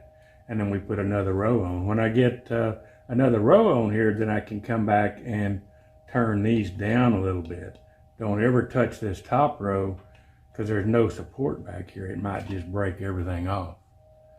So you want to have at least 1 row on top, and then you can turn everything below it. So that's where I'm at. I just need to sand that and make it flat and go from there.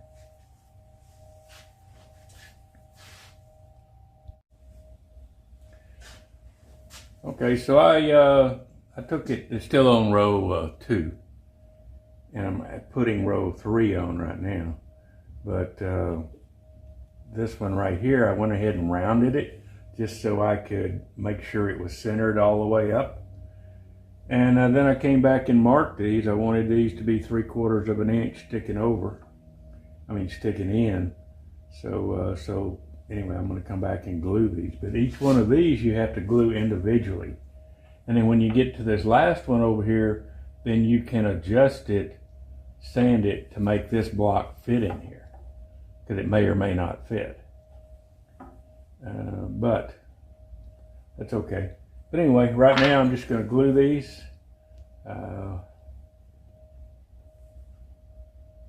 Around here. Put a little glue on it. I can't see, so I don't know if you're seeing this or not.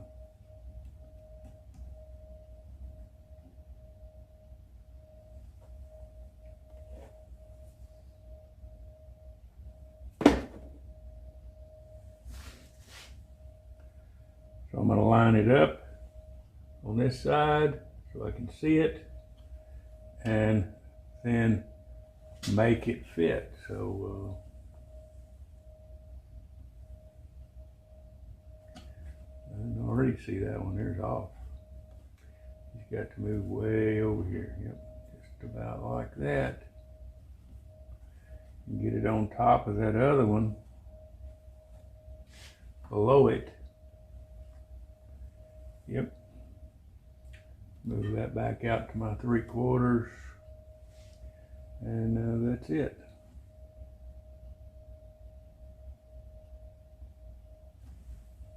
And then you do all these all the way around like that, trying to line them up going across here, so that this one ends up above the one below it every time. And that's all there is to it. It doesn't have to be perfect, because it's like a woven basket. They're never perfect either.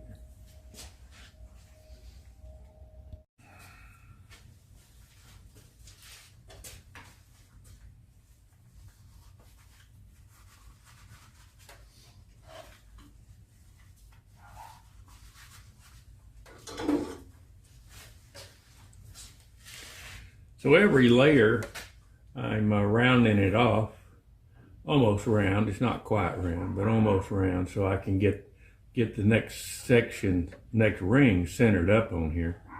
And then I come back and sand these flat, so everything is flat here in the same plane.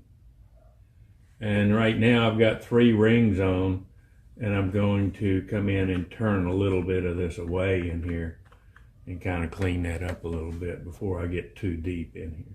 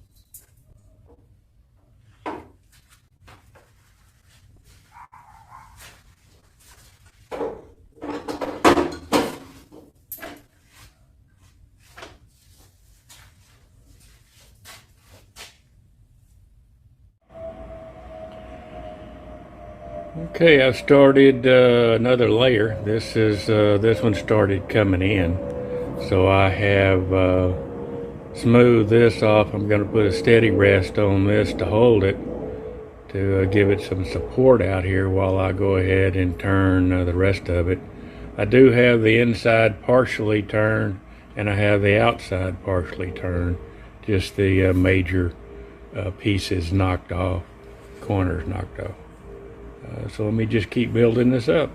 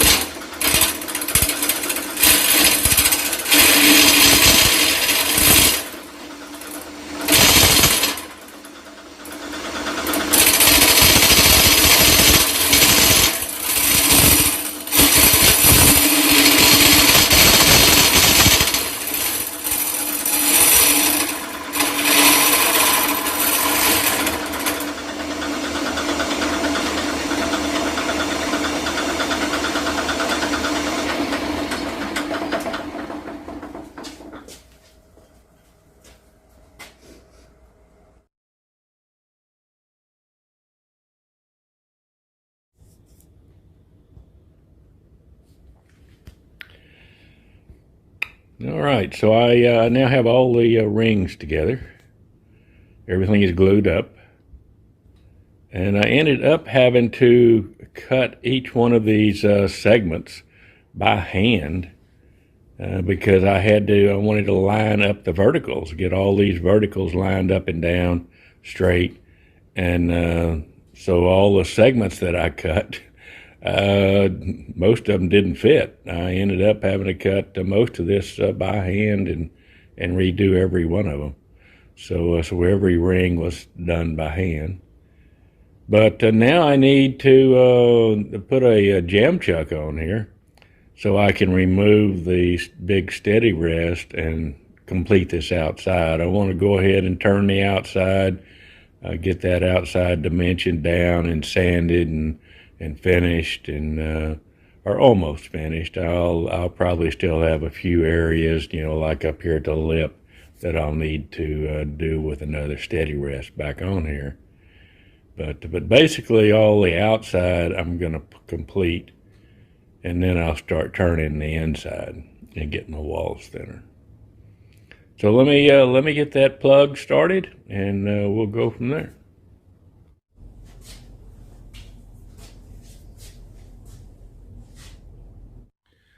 All right, so I have the outside turned as thin as I can get it in spots. It gets pretty thin right here at the top. It gets pretty thin, and a couple of spots in the middle. So I think I'm just going to stop right there, and we're going to turn the inside out, hollow it out. All right, so this is my hollowing rig. It's a D-bar like Lyle Jamieson's, but I made it, and it works pretty good. I do have a monitor on here. You can see this. You can see the camera, and then up here I have a monitor, and it's just a plain dumb monitor. It takes a, what is it, an NTSC or an NTCS? I've forgotten what it is, but signal, and that's what this camera puts out. So it's nothing special, but you do draw on the. You can see where the blade is, and then I put a ruler down here so I can get a 1/4 inch away or however far away from the wall that I want, wall thickness that I want, and I just kind of draw a mark, and then I can follow that inside when it goes inside the vessel. So let me back up a little bit here and see if you can see this. I don't know if you can or not, but see right there, he's way off of it. But right there, you can see the wall and where it's cutting, and it works pretty good. I don't know that it's any better than the laser. I like the laser too. Just having a laser where it drops off the edge of it and you see it go away. But I like that one too. But anyway, this is it. I do have a smaller steady rest on here now, and so I can get down around this this thing. And here's the actual vessel. I have finished the outside and sanded it, and now I'm just working on the inside and getting it thinner. And but that's it. That's how I hollow things out.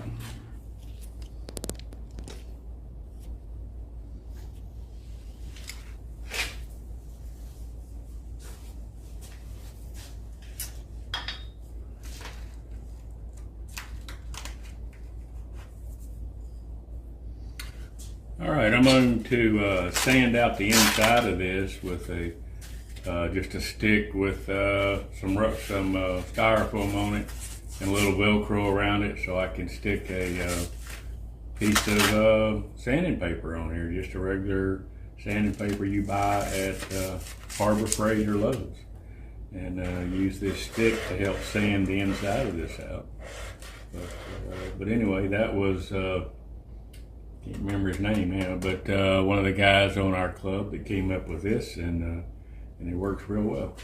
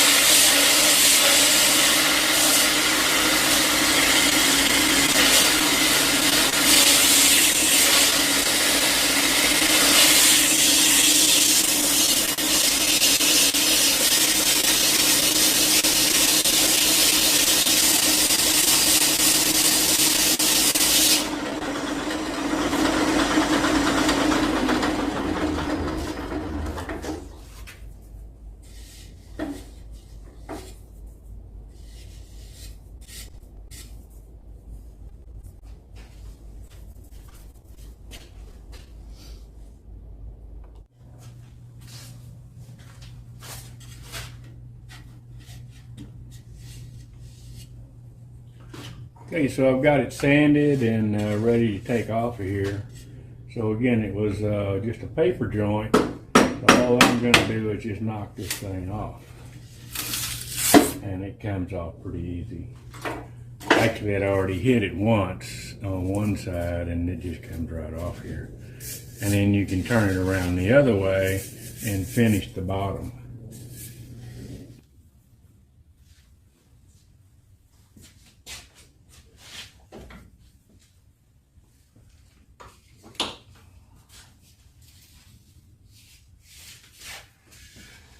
Okay, so it's all sanded, and I just need to get rid of this little nub here. You know, I had it reverse chucked in here, so this is the live tailstock end, and the other end had a jam chuck on it. And I was able to turn the paper off and make this a little concave and put the circles on here. And when I do that, I'm left with a little point here.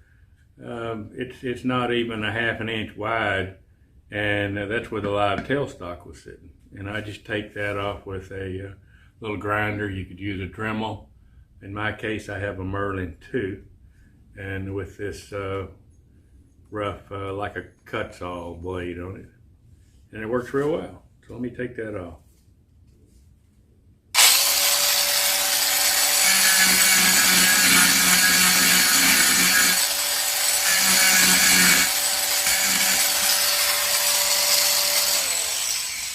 And then I'll put it on a sander over here and just sand this away. I just put a one of these little disc sanders in my drill press. So I put this in the drill press, and so it's stationary, and then I'm just moving the base around, and I can sand that right off there. And then I finish it, and we'll be done. All right, well, good deal. Yeah, is there any questions about the base? Yep, No, floor is open. Great. It answered a lot of questions I had. That was a great demo, dude. It was. So we did have Boy, I there thought I was- had there to was a- practice there was a patience. bit That of- really, there was a bit of conversation about the glue joint. How, myself, I've always used, a little bit of glue all the way around, the piece, in the paper for putting it on. You've never had any issue with just one little line going around? Yeah, Doesn't sound no. like it. No, the one little line works great for me. If you put too much, it's too hard to get it off there. Oh, I Yeah. agree. You're fighting that Turn. thing all the way to the center, and Yeah, you don't need it. Especially if you're, I've got a steady rest on there, so it's not like it's going to be bouncing out, 8 Right. inches off this chuck, True. yeah. So anyway, that one little line works great for me. And then, by the time you get it smeared out, it's probably 1.5 inches wide anyway. Right. So you don't need a whole lot, or I don't feel like you do. Yeah. But this one, it was kind of a different thing. Because you had to cut each one of those pieces. I thought I could make all the pieces like a segmented vase and put them up here and glue them together, but you can't really do that. It's too hard to do. So I ended up cutting certain, that first layer I put on here, I ended up cutting several of them, just trying to make it fit. So I figured it probably easier just to go ahead and put all the verticals up.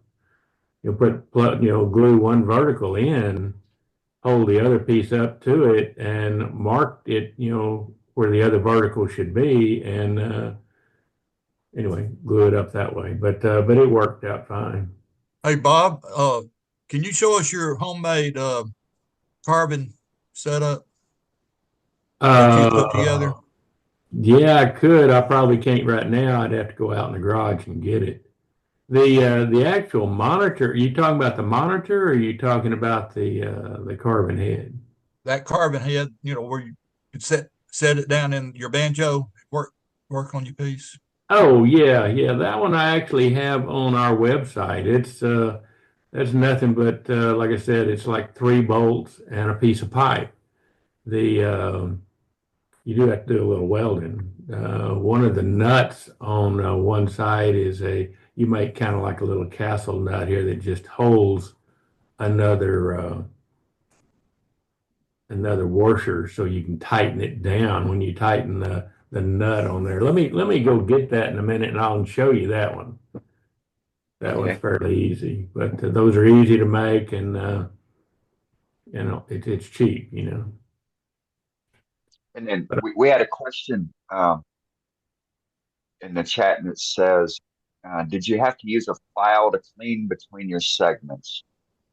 no, not necessarily a file. And you know, you can, while it's still gluing and the glue's damp, I use not pipe cleaners. You know, people tell you use pipe cleaners, but it's easier for me to use those dental sticks, I guess you call them, little demi sticks or something. They're just little pieces of look like a pipe cleaner, but it's on a stick. It's on a little handle. Right. And I know what you I dip it in water and you know, and then wipe it across that joint, and the glue just comes out while you're there. You know, even on open segmented pieces, that's what you need to do too. Nobody really talks about cleaning that glue out, but you have to clean it out. Otherwise, if you put too much glue, it's going to squeeze out. And that's how you clean it up. You use a little dental stick or one of these little pipe cleaner things to clean it out of each joint. Were you using Quick and Thick glue on that? Yeah, this one I was using Quick and Thick. Yeah. Okay, that's what I thought. I think I can't remember, but most of the time on segmented stuff, that's what I use is Quick and Thick. Is that because it dries? You know, it's you put it up there, and 5 seconds later, you can go on to do something else. You know, you're on to the next piece because it's not going to move. Right. Yeah, good stuff. There's an Well, excellent. let me start the other video. It's it is a little different. Oh, by the way, Tom Kenny helped me with the monitor. You know, I'd been using a laser, and I kind of addressed that when in this video. The laser works great. You know, it's like a Lyle Jamieson's setup where you have a laser on top of it and it drops off when it gets to the edge of it. And that works great too. And I don't know that I like this monitor thing any different or any better. I was just showing it because I had it. But Tom Kenny helped me set that up. You can't get that dumb monitor that I have. You have to have those pretty much a dumb camera. You can't use a camera that's that goes on your PC. The monitor would have to be smarter than what this little, I think it was $100 or $98 monitor that I've got. And the camera itself wasn't very much. You know, I think they're 10, 12, maybe $20 or less than $20 for one of these little cameras. They're not very high. Yeah, people are using car backup cameras and monitors for that. Yeah, you could do that. I saw that too, but I opted for one of these others. I guess because Tom pointed me in that direction. But that's okay. I mean, it worked fine, and they're cheap enough, so who cares? You know. Bob, Go ahead. Bob, where'd you get the camera from? Offhand, I don't remember. I can probably look it up here and find it and put it in the chat later. Okay, that would be good. Yeah. But I'm just curious. I like to play around with all kinds of stuff. Sure. I know. I do too. That's the reason I really did that the first time, was just to play around with it and see if it was better than the laser. But those little dot lasers work real well too. Yeah. The actual cutter was a dot, Lyle Jamieson type D handle that I used there for a hollowing tool. And then I made one of those cutters that you can turn at an angle to where it's not just a straight cutter across there. But anyway, all this stuff is easy to make. You just have to look at it and say, hey man, why can't I do that? So let me go ahead and start this other video, and then I'll go get that carving jig I got. Okay.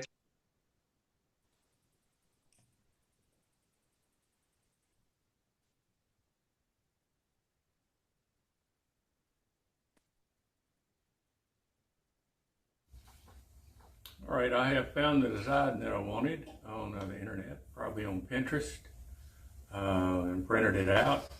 This is a, whoops, upside down. This is a printout of it.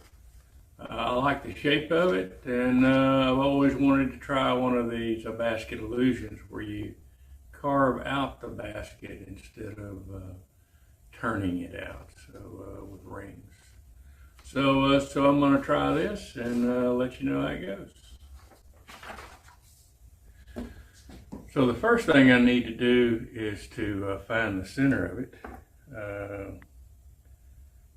And I like to use these things that, you know, for these irregular shapes. And so I just put them in here, put the circles around it, find the center of it, and mark it. And then I mark the other end the same way. I'll probably, since it is ingrain's hard to glue.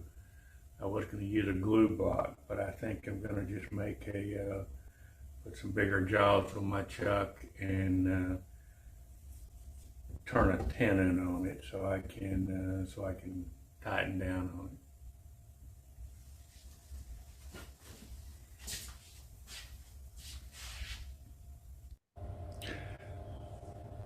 All right, so I have turned a tenon on this end to fit my 100 millimeter jaws, and I swapped them out for the 50s. I think the 50s are a little small for this. So anyway, I'm going to try it at 100 millimeter jaws and round this thing off, shape it, and get ready to hollow it out. All right, so I have it shaped out, and now I need to index it so I know where to drill the holes. So I'm going to drill holes all the way around this thing and then hollow it out.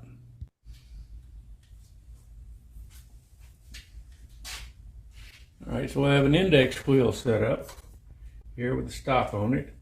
And I'm just going to mark these off in about 3/4 inch in the largest part. So I'm just counting down. About every 4th hole here. And just going to draw a line.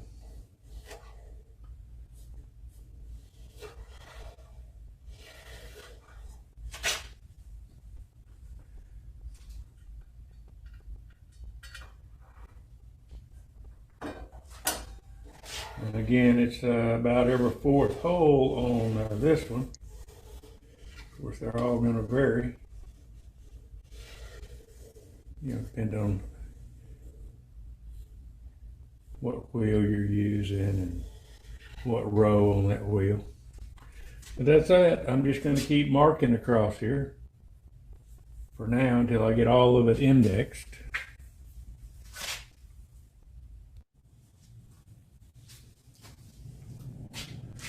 So once I had it indexed this direction, now I'm going back and drawing lines the other direction, and just about, you know, depends on how wide this is. It's like 5/8. So I'm going to come down here to 5/8 of an inch and draw that next line. I'm just trying to make them kind of square. Like that. And then draw that one through here.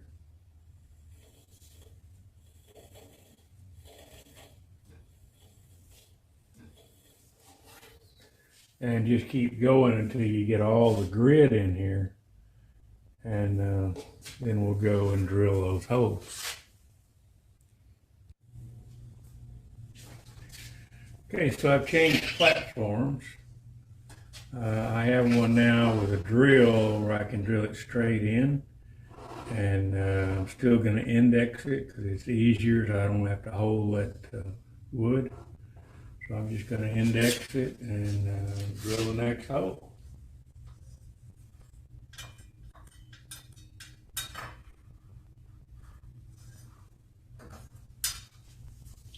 I'm not sure you have to drill these holes. I just think that the picture I saw had the holes in it.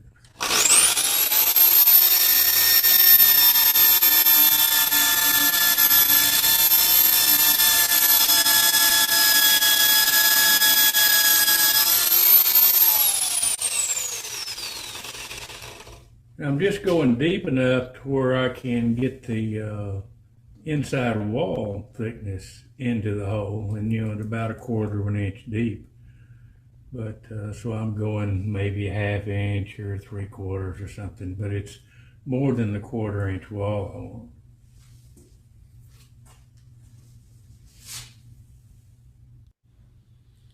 All right, so this is my hollowing jig here. Let me back up a little more, and you can see the D handle, like Lyle Jamieson's D handle. And that works great. I bought a camera, a CCTV camera. You can see here on Amazon, and you had to buy the power supply. This was one that,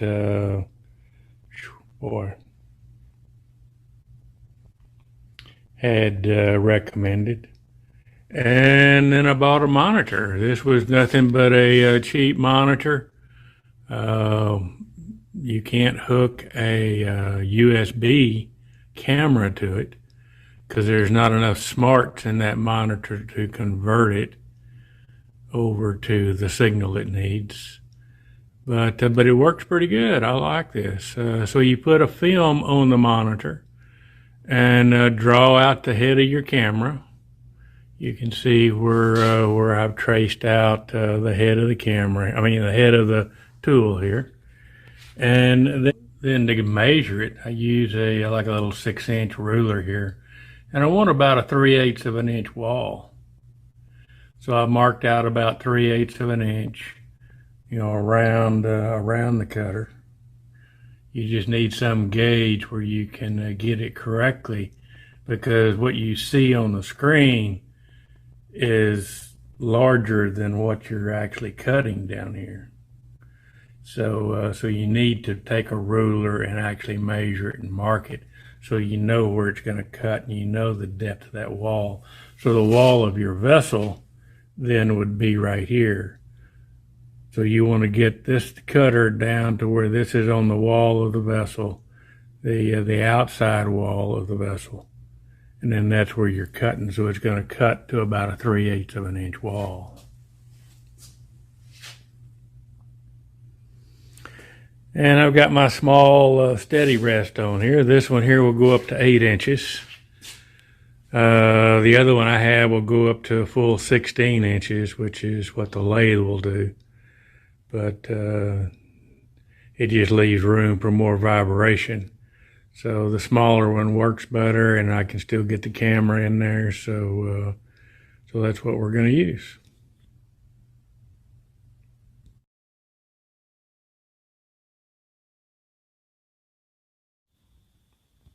Okay, I have it hollowed out, but I don't know that this video apparatus here, this camera and the monitor, is any better than the laser.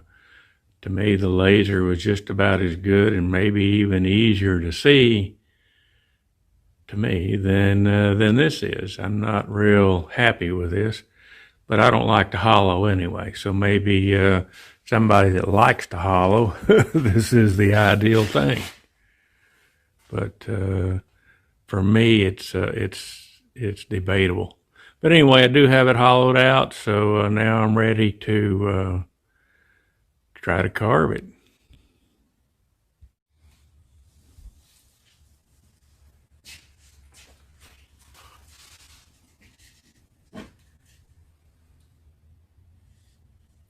I have it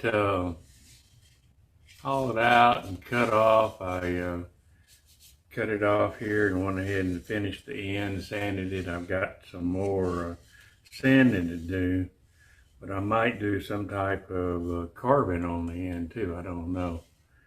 But right now it's basically ready to go. It's all hollowed.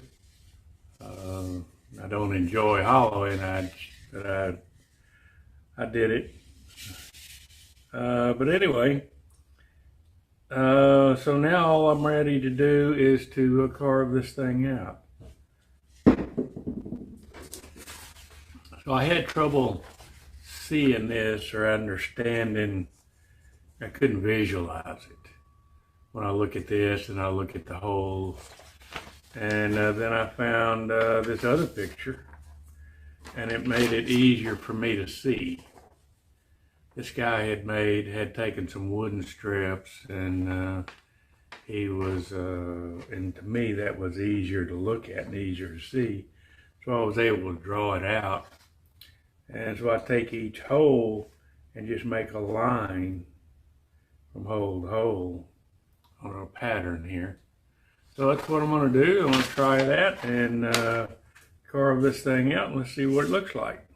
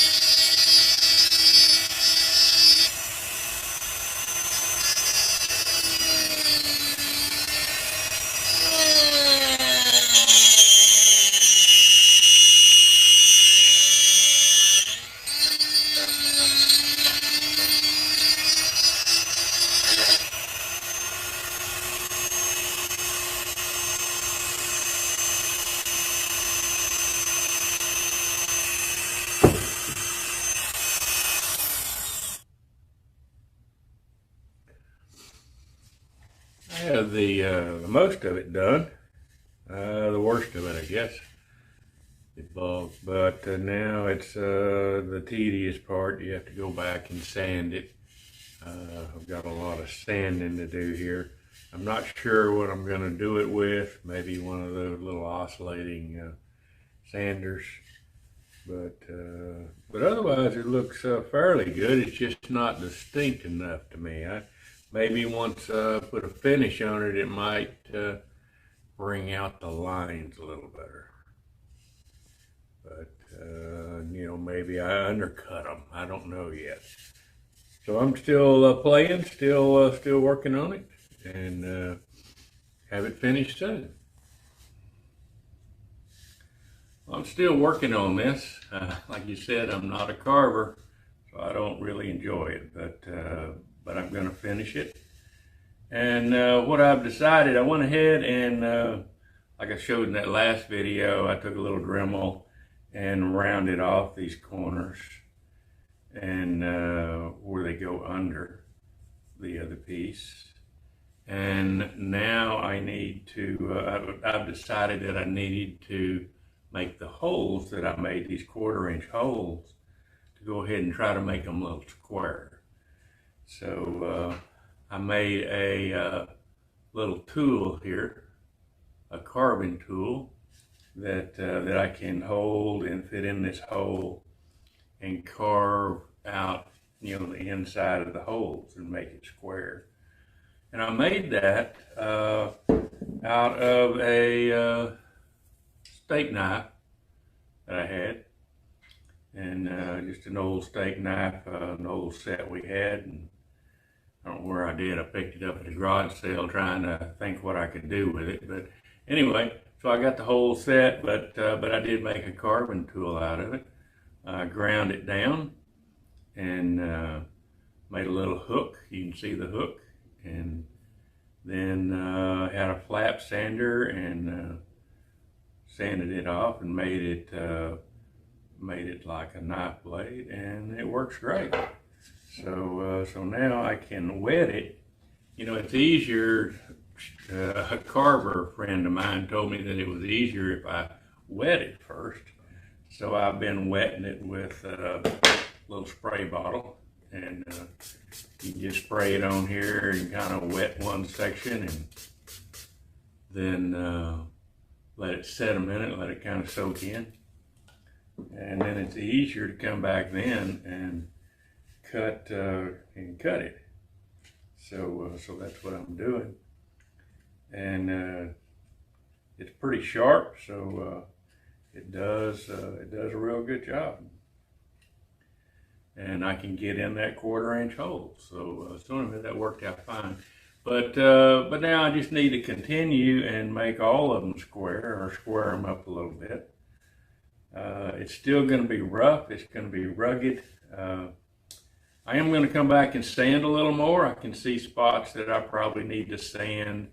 So I'll probably get a sander, or maybe, I don't know what, anyway, something, and sand this a little bit, kind of clean it up a little more. So I'm still working on it, and we'll go from there. All right, so I have finished it. All I'm going to do to it. It does look a little rustic, and like I said, I'm not a carver, so that's okay. I'm just going to leave it as is. I did sand it some, a little bit, like I talked about, and it looks a little better. I put a satin coat of lacquer on it, so it'll look a little better. But it didn't turn out too bad. Anyway, I'm proud of it and like it, and I think it's going to be fine. But will I do another one? No. That's probably, I don't know how I get talked into doing these, or think I can do these carving things, but I really don't enjoy it. When I get down in it, I get bogged down and don't want to do it. So anyway, that's it. But I did enjoy doing it. Thanks.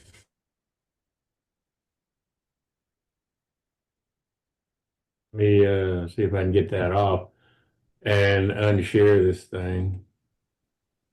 Or I'll drop it for you. Yeah, thanks. All right. But Outstanding, Bob.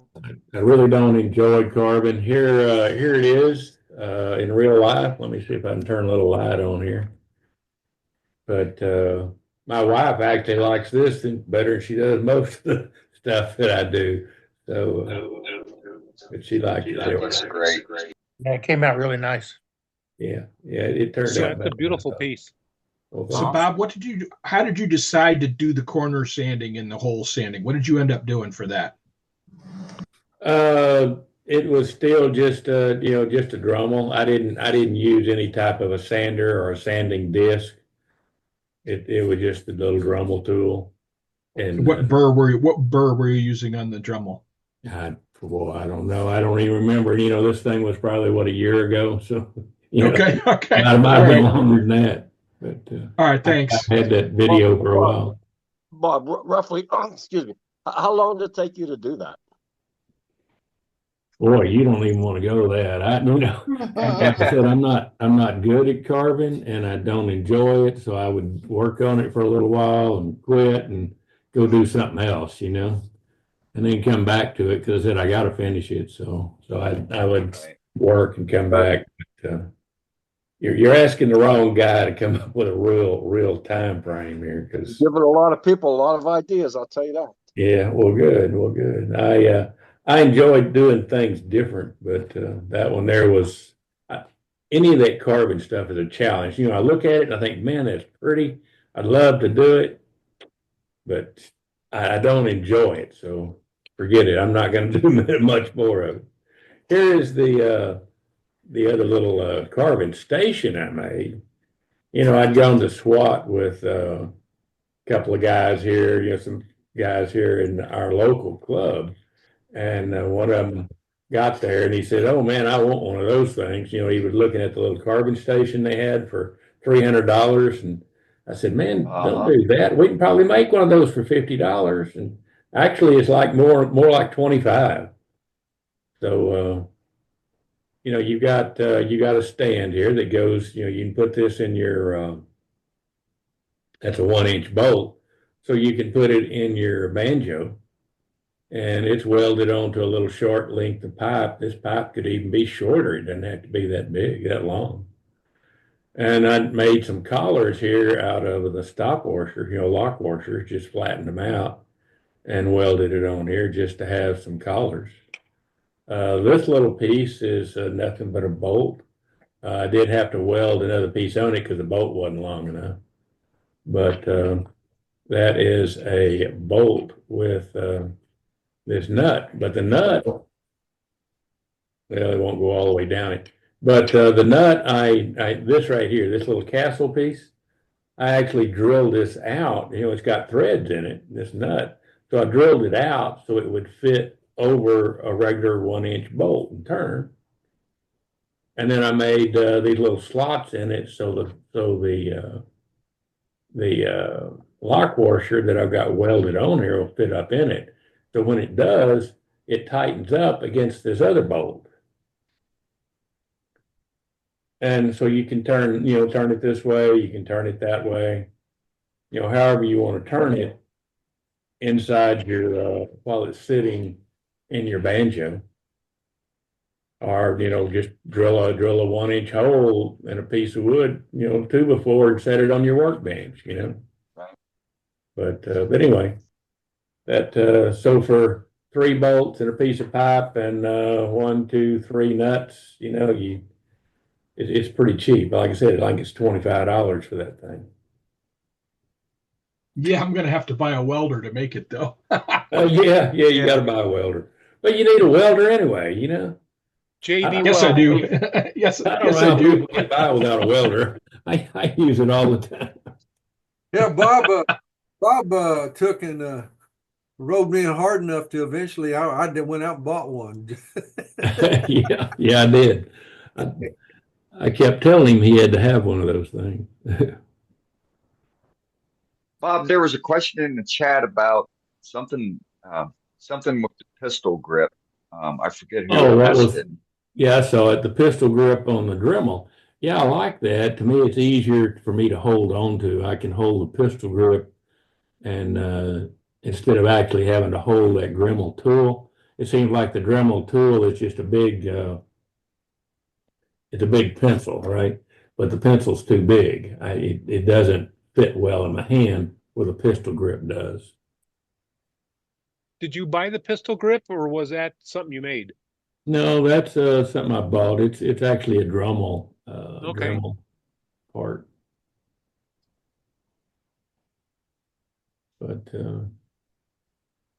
But anyway, I'm not a welder. Yeah, I'm not a welder either. But the wire welder, there's nothing to it. You just point it to it and pull the trigger. There's nothing to welding it. Once you learn to weld, nothing comes apart. That's right. Nothing comes apart. Well, I've found wire welding to be a little more difficult than that, but that's just me. Yeah, it must be because it's pretty easy. And my welds aren't perfect. If you paint them, you don't see it. Cover up your mistake. That's why the gods gave us angle grinders. Right. Hey Tom, I can't find your message here, so I don't know what you sent me, but oh, there it is. Okay.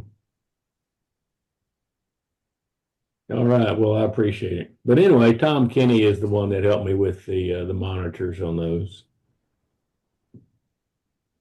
But that's about it, guys. Unless you have something else. That's great. Does anybody else have any questions or comments on either one of the videos that on the 2 projects that Bob showed? If not, we'll move on with the rest of the program. Okay, I do have one other thing. I hate to keep stressing this, but you need to start trying to make your own tools. These things are so simple, and or a lot of them. Some of them aren't. Some of them you can't make. But a lot of this stuff you can, make, and it doesn't take a whole lot of equipment to make it. It's just like that carving knife that I made out of a steak knife. Those aren't. It's not something that's really hard to do. You could do it with a file and a just a hacksaw. Yeah. I've seen a lot of people who do board to bowls have taken steak knives and made parting tools out of them as a spinner. Yeah, no, we got Dave Warden in our club is making them for people. So if you need one, he's making them. So. Oh, really? Oh, okay. Yeah. Yeah. Ask him about it. I've got one. Okay. But yeah, they make nice parting tools too. You just I like a sawzall blade better for a parting tool than a steak knife. But yeah, it already has a handle on it. Yeah. Hey, Bob, that was nice. Thanks. Thanks, guys. Yeah, really good. I learned several things on both demos you did there, Bob. I really appreciate it. I always pick up something from you. The way your mind works, it's brilliant. Yeah. I might not be the best guy to sit here and teach somebody how to turn, but I like to show different ideas and different approaches of things, how you can approach it different or hold it different or something, Yeah, you do really well. And I made a comment in the chat, the whole sequence, you're so ordered in the sequence of events and being able to explain and articulate what you're doing and the reason why you're doing it. That's something to learn from in itself. So I appreciate that. Okay, well, thanks. Yeah, I appreciate it. Yeah, fantastic job. Yeah. All right. I see Victor is talking about my steady rest. Yeah, I actually have two of them. One of them will go up to 16 inches. That was the first one I used on that larger vase. And then I made another one that was 8 inches because the 16 inches it starts vibrating a little bit, if it's a big piece out here jerking around. So, but the 8-inch one had a little more control to it. Yeah. All right. Well, folks, if nobody else has any other questions or comments for Bob, I want to spin over to Captain Eddie and see what he thought about all this. All right, let's go see what Captain Eddie had. Had a fun on button. Really good. I mean, Bob, you really rocked and rolled tonight. I mean, and you come up with these things that are fairly simple, and I agree with you. We need to really concentrate on making our own tools. Just consider what I hate this. I hate to see people go to the shows and say, I got a gizmo or a gadget and I got to pay a lot of money for it. No, I'm going to go right along with Bob. You don't pay a lot of money for it. Put some brain power in it.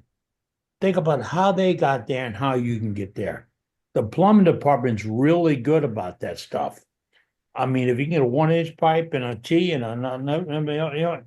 you can put some really good stuff together to work on your lathe. And you can. Just make sure it's sturdy.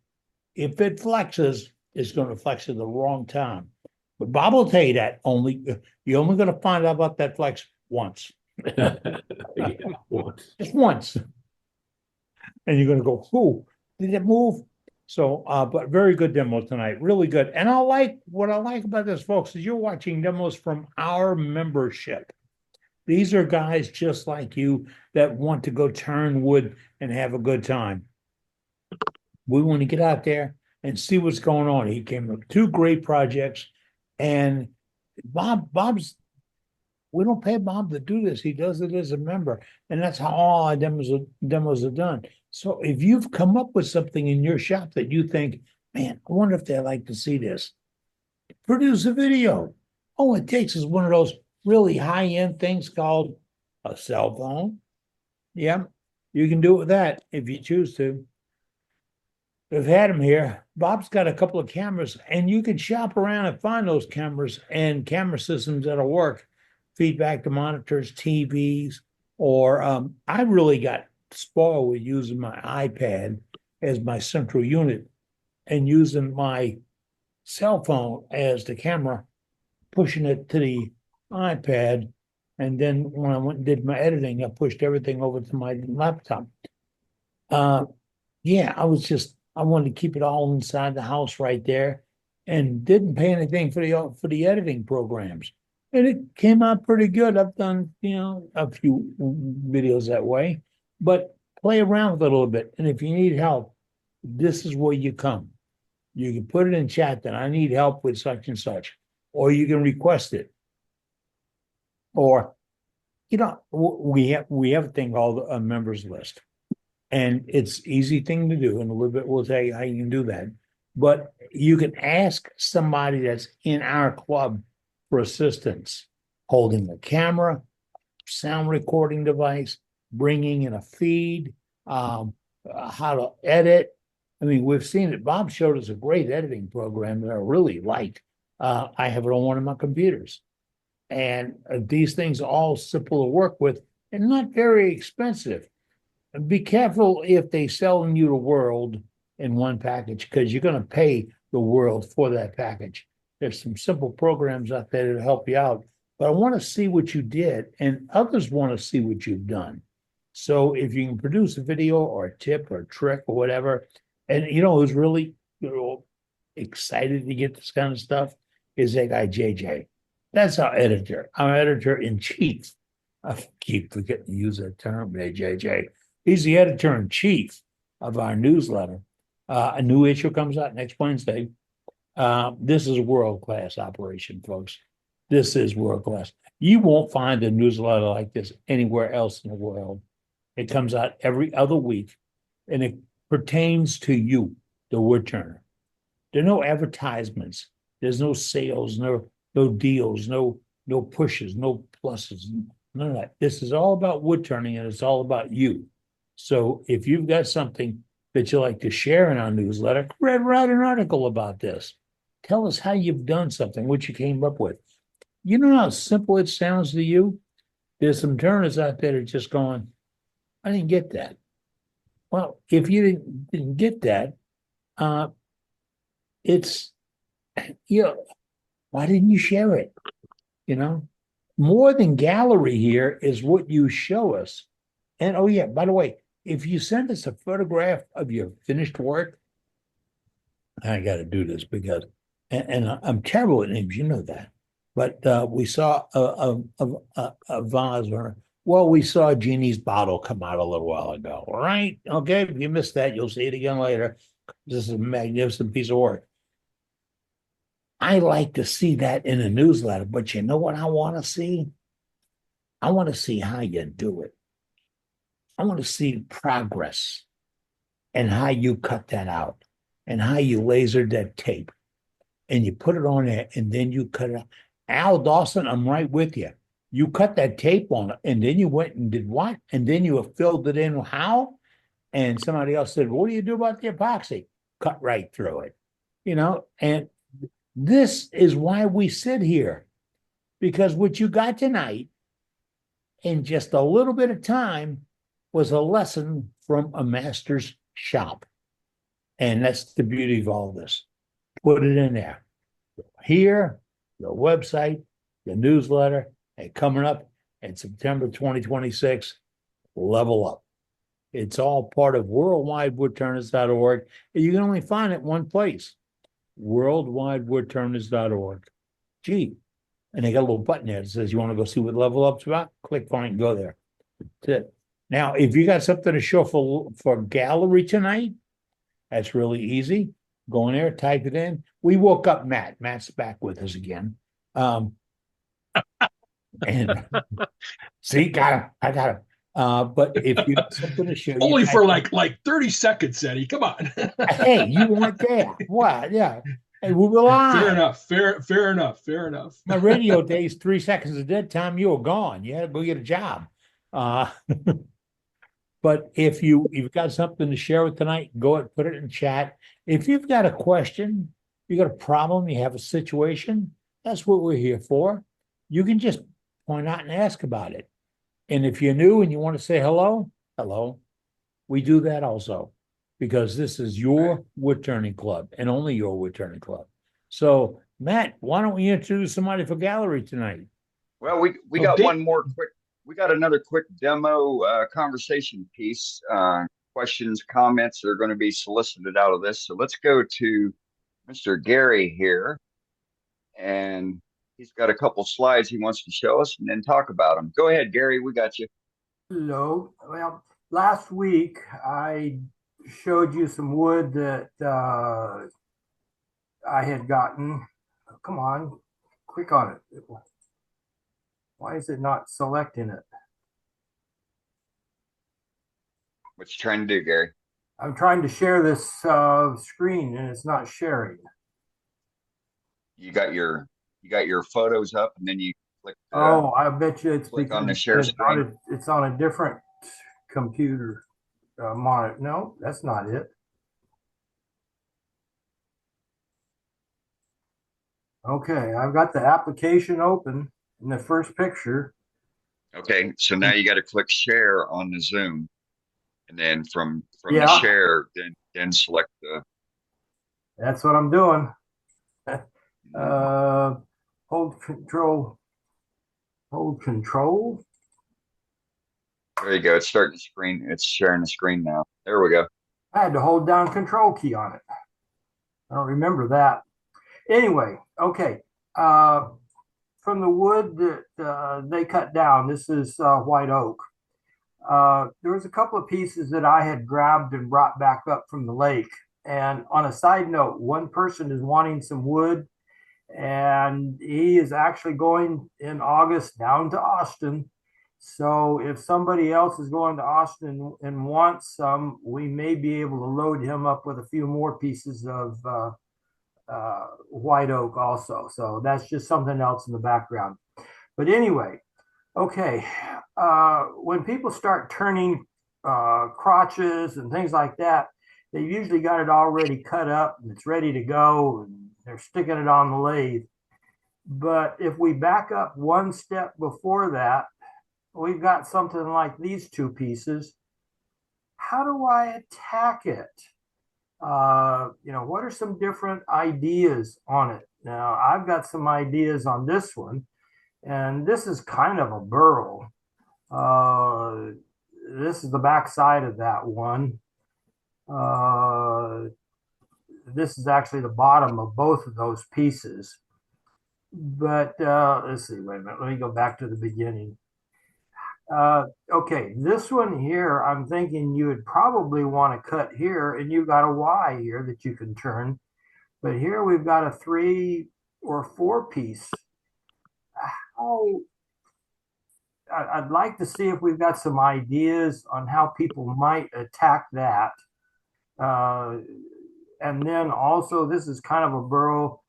I've got some ideas there, but I'm looking for any kind of feedback from anybody on that. To go about these. I mean, there's a lot of choices on these, Gary. How to dissect. So any of the tree connoisseurs out there that are into cutting up, that are familiar with cutting up pieces like this, we would love to hear from you. I've cut up a piece of white oak that was like the one on the left. And if you go to the next slide where you have the face of it, that one. Okay, you see that little split on the left end there? I can almost guarantee there's a void between that little slit and the ball on the backside, the burl ball. That is most likely a void on the other side of that. So I would be very, very cautious with that. And you'd probably want the bark side to be the bottom side, because it's almost guaranteed it's hollow under there. That's not a burl. That's the cutoff. That's a where wound limb was scar. cut off. Yeah. I realize that, but even though a burl, how do you throw it out? Even ideas on how you start these things. Say it was a burl. I would shaped like that. If it was a burl, I would put a faceplate about 2 inches to the right of where that split is. I Mm-hmm. would put the faceplate right into that flat spot right there, and that's how I'd start. And I would turn a tenon or something on the backside when I find some wood, but that's how I would start it. Okay. For me, Yeah, because if this it was is a, if it was a burl, I would cut that thing in half, and I would hollow them out cut it in half lengthwise or crosswise. crosswise right there. I'd cut it right down the center and turn it in grain. Okay. And you know, I'm doing this hopefully for others to learn also ideas. So Right. yeah, this was a branch, and so it probably is hollow underneath it. But you know, what are things to consider? That's why I'm asking. Yeah, there's many options. You know, you could even cut it, you know, vertically So and do the Yeah, same. a lot depends on what you're comfortable with and what you want out of this. so So if you did it the other way, if you said, okay, go back to the previous slide so you can see the outside of it. And let's say, oh, not that one. That one. So let's say you wanted to make it, you wanted that we're talking about the piece on the left now. Yeah. If you wanted a natural edge piece and you wanted that bark on the edges of the piece, okay, then you would have to form a tenon on the backside so you could hold it, so you could carve it out. And so one of the things that I would do is I would tend to put it on the bandsaw or use a chainsaw and lop off the bigger chunks of it, like that big branch sticking straight up, because it would be in the way. And then I would orient it between centers, and I would want a flat spot to put like you know, a spur center or something on the backside. And I would want to orient it between centers and, you know, orient it. Somebody was talking about orienting things a couple different ways. Oh, that was the meeting this weekend. Never mind. But I would want to make sure I would want it between centers so I could figure out where my best angle was. And once I had it between centers correctly, then I would put a tenon on it and go from there. Yeah. But one of the options is to try and put a natural edge on the, you know, in that section there, kind of at an angle into the table from here, like right, move your mouse down a little bit and to the left, up a little bit, and now over to the right a little bit. And that's about where I would put the center of the bowl, or maybe a little lower. So that would be one center, and then angle it at like 45 degrees into the table and put the other center so I could get a natural edge piece in that section of it. Yeah. If you're, So that's this particular piece, this is kind of punky anymore and is a little bit up here. So we're talking theory probably more than actual on this piece of wood. I would turn it just like I'd do it just like Matt says, center on that former limb, and then I would center on the backside on that former limb and create a small bowl or vessel out of that section, either with a natural edge or some kind of covered top. I think if you're, and I wouldn't want to mess with those big bits sticking out. I'd probably take a chainsaw to them. Right. Yeah. and if you're turning that natural edge, if you're going to start that on center, I would recommend drilling. Use a 1 1/4 inch Forstner bit and drill about an inch deep so that your drive center gets in there. And if things work loose, that it's still going to catch on the lip because it's sunk in. Right. So if something breaks loose, you're not going to lose the piece off the lathe. Good idea. Yeah, you want your centers in wood, not on bark or edges. Yeah, and rotted absolutely. Stuff. Yeah, exactly. And then Gary too, you'll find if you drill in where you got your cursor, you'll find the hollows. If there is a hollow spot or a void between the bark and the limb cap, and that's what that's called, as a limb cap, you will find that when you drill in there, and you'll avoid that possibility of it flying off. Yeah, I was going to say that too. That's exactly right. Yeah. Good ideas. What do people do? Do they ever turn many more than a Y? Like this is about a 3 or a 4 branch. Are those very often ever done, or is that normally just kind of trash. Not many people do those because of the complexity of them. But what you do is you treat it like you would a root burrow. Okay.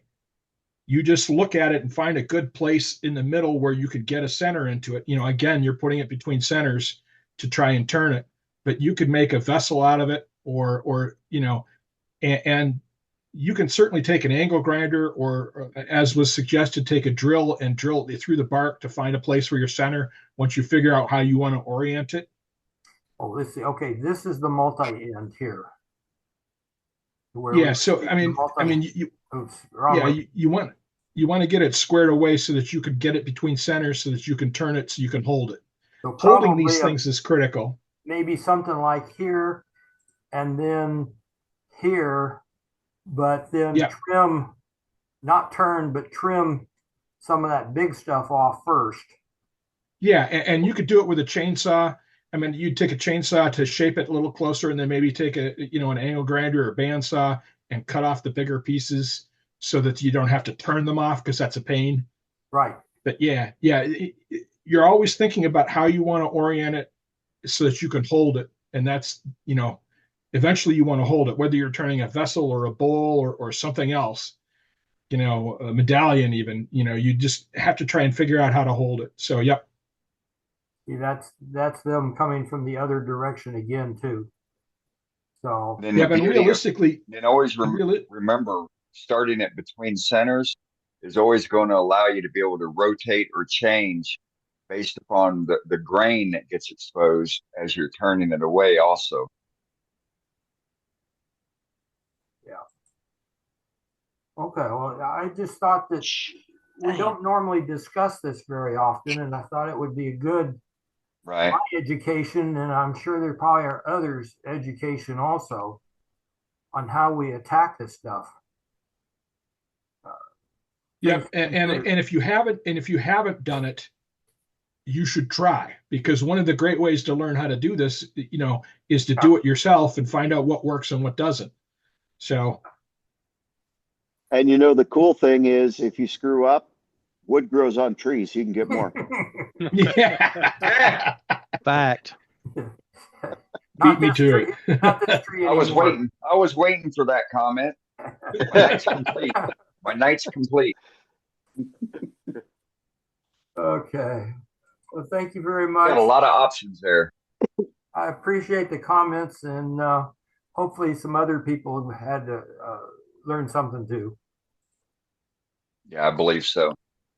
Thanks, Gary. The silent majority. All right, Matt, who we got for gallery? We got about 20 minutes left, so let's see if we can squeeze in a couple more. Yep, we got a few here. So let's start off with Bill Louch and see what Bill's got. Hey, Bill.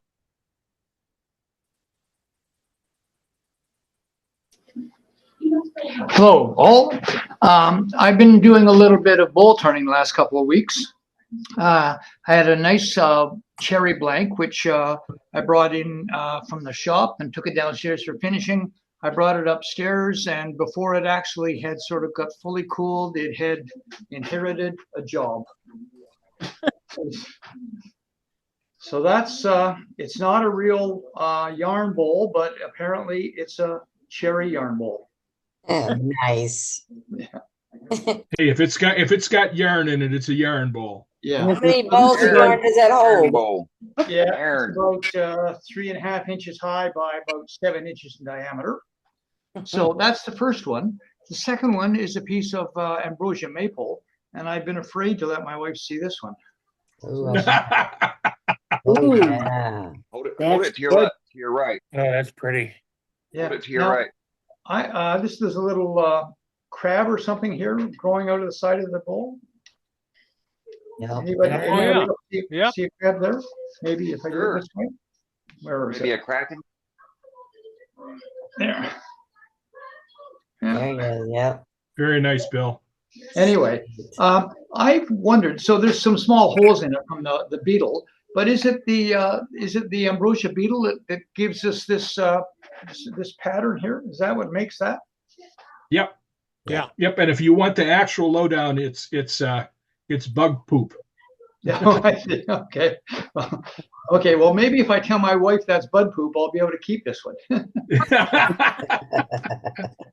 What's Okay, your finish? that's it for tonight. Thank you. That's just flavoring for the salad. Yes. What's your finish, Bob? You're welcome. Thanks, Bill. That's some pretty bowls. Thanks. Yeah, Next up is next and last is our faithful editor of the newsletter, Joaquin. All right, let me reverse the camera here. Oh, that didn't work. No, it There didn't. we go. All right, we've seen that one.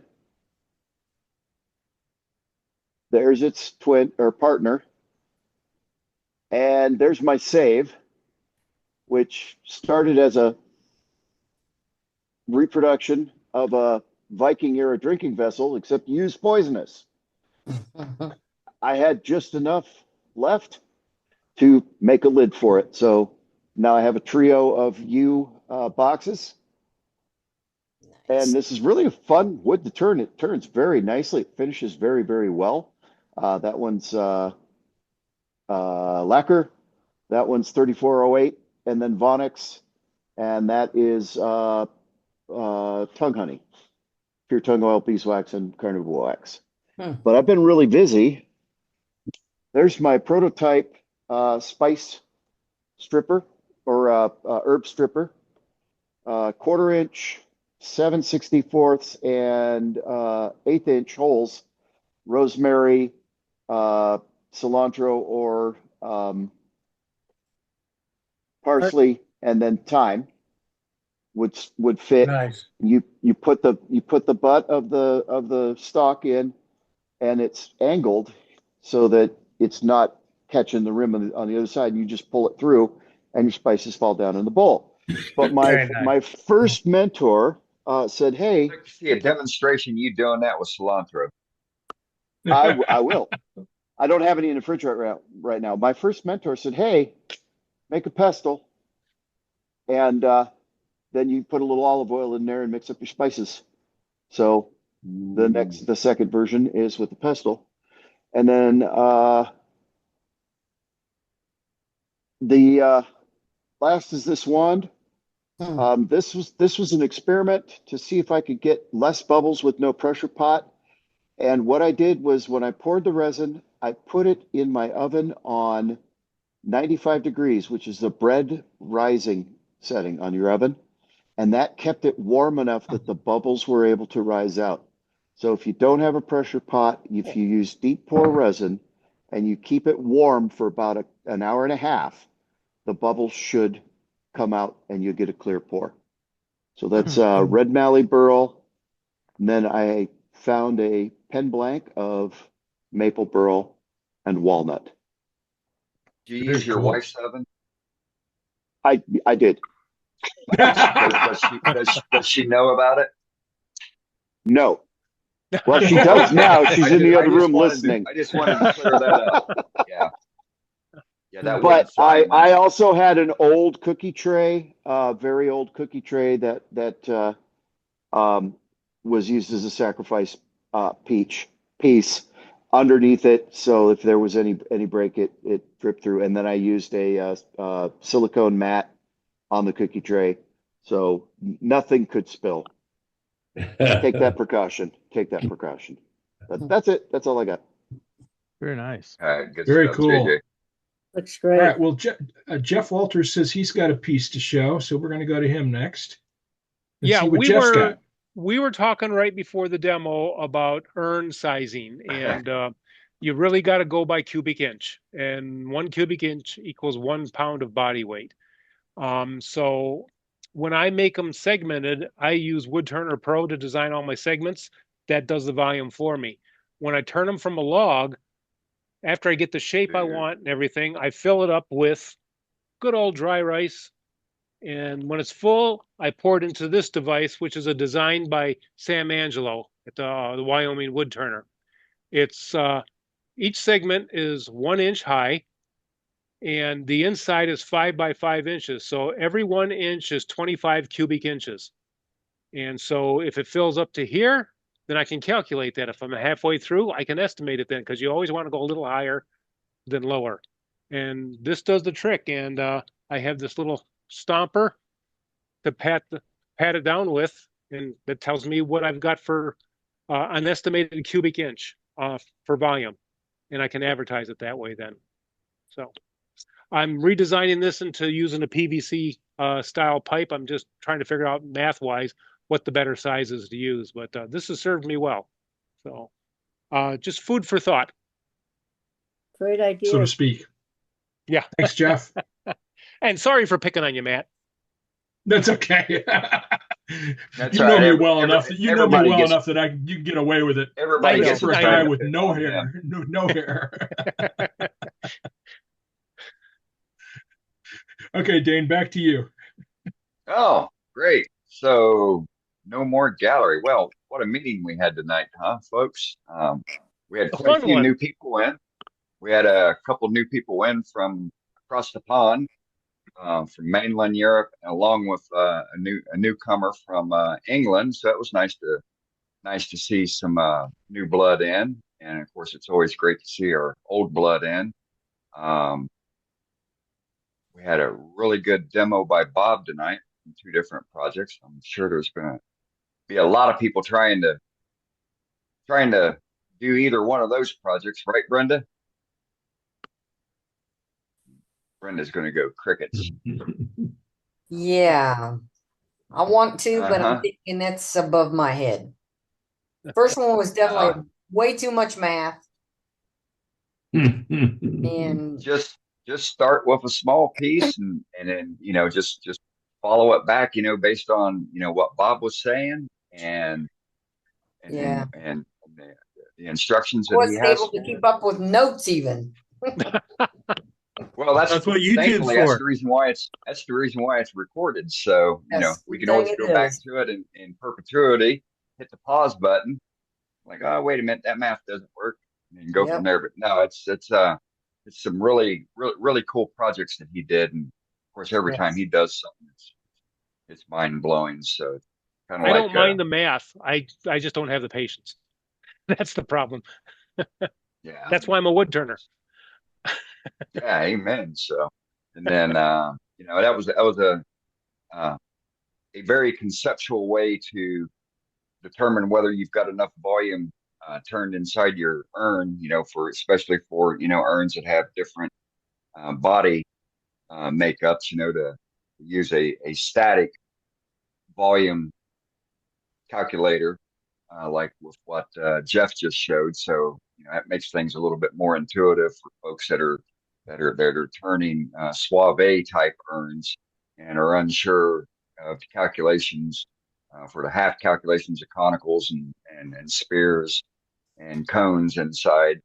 Doing that math to figure out what your actual cubic inch volume is on the inside. So, and Billy, everybody else, nope. Don't know what you mean by audio going wonky. Probably just your internet. You got the gremlins again tonight. Yeah, mine was fine. And it sounds like everybody else has been coming through fine as well. Now you're going to have to call your internet provider up and ask for some credits back, on your bill, because they've been really hosing you on Wednesday nights now here for about the last 5 weeks. It's not fair to you. You're paying for a service and you're not getting it right now, buddy.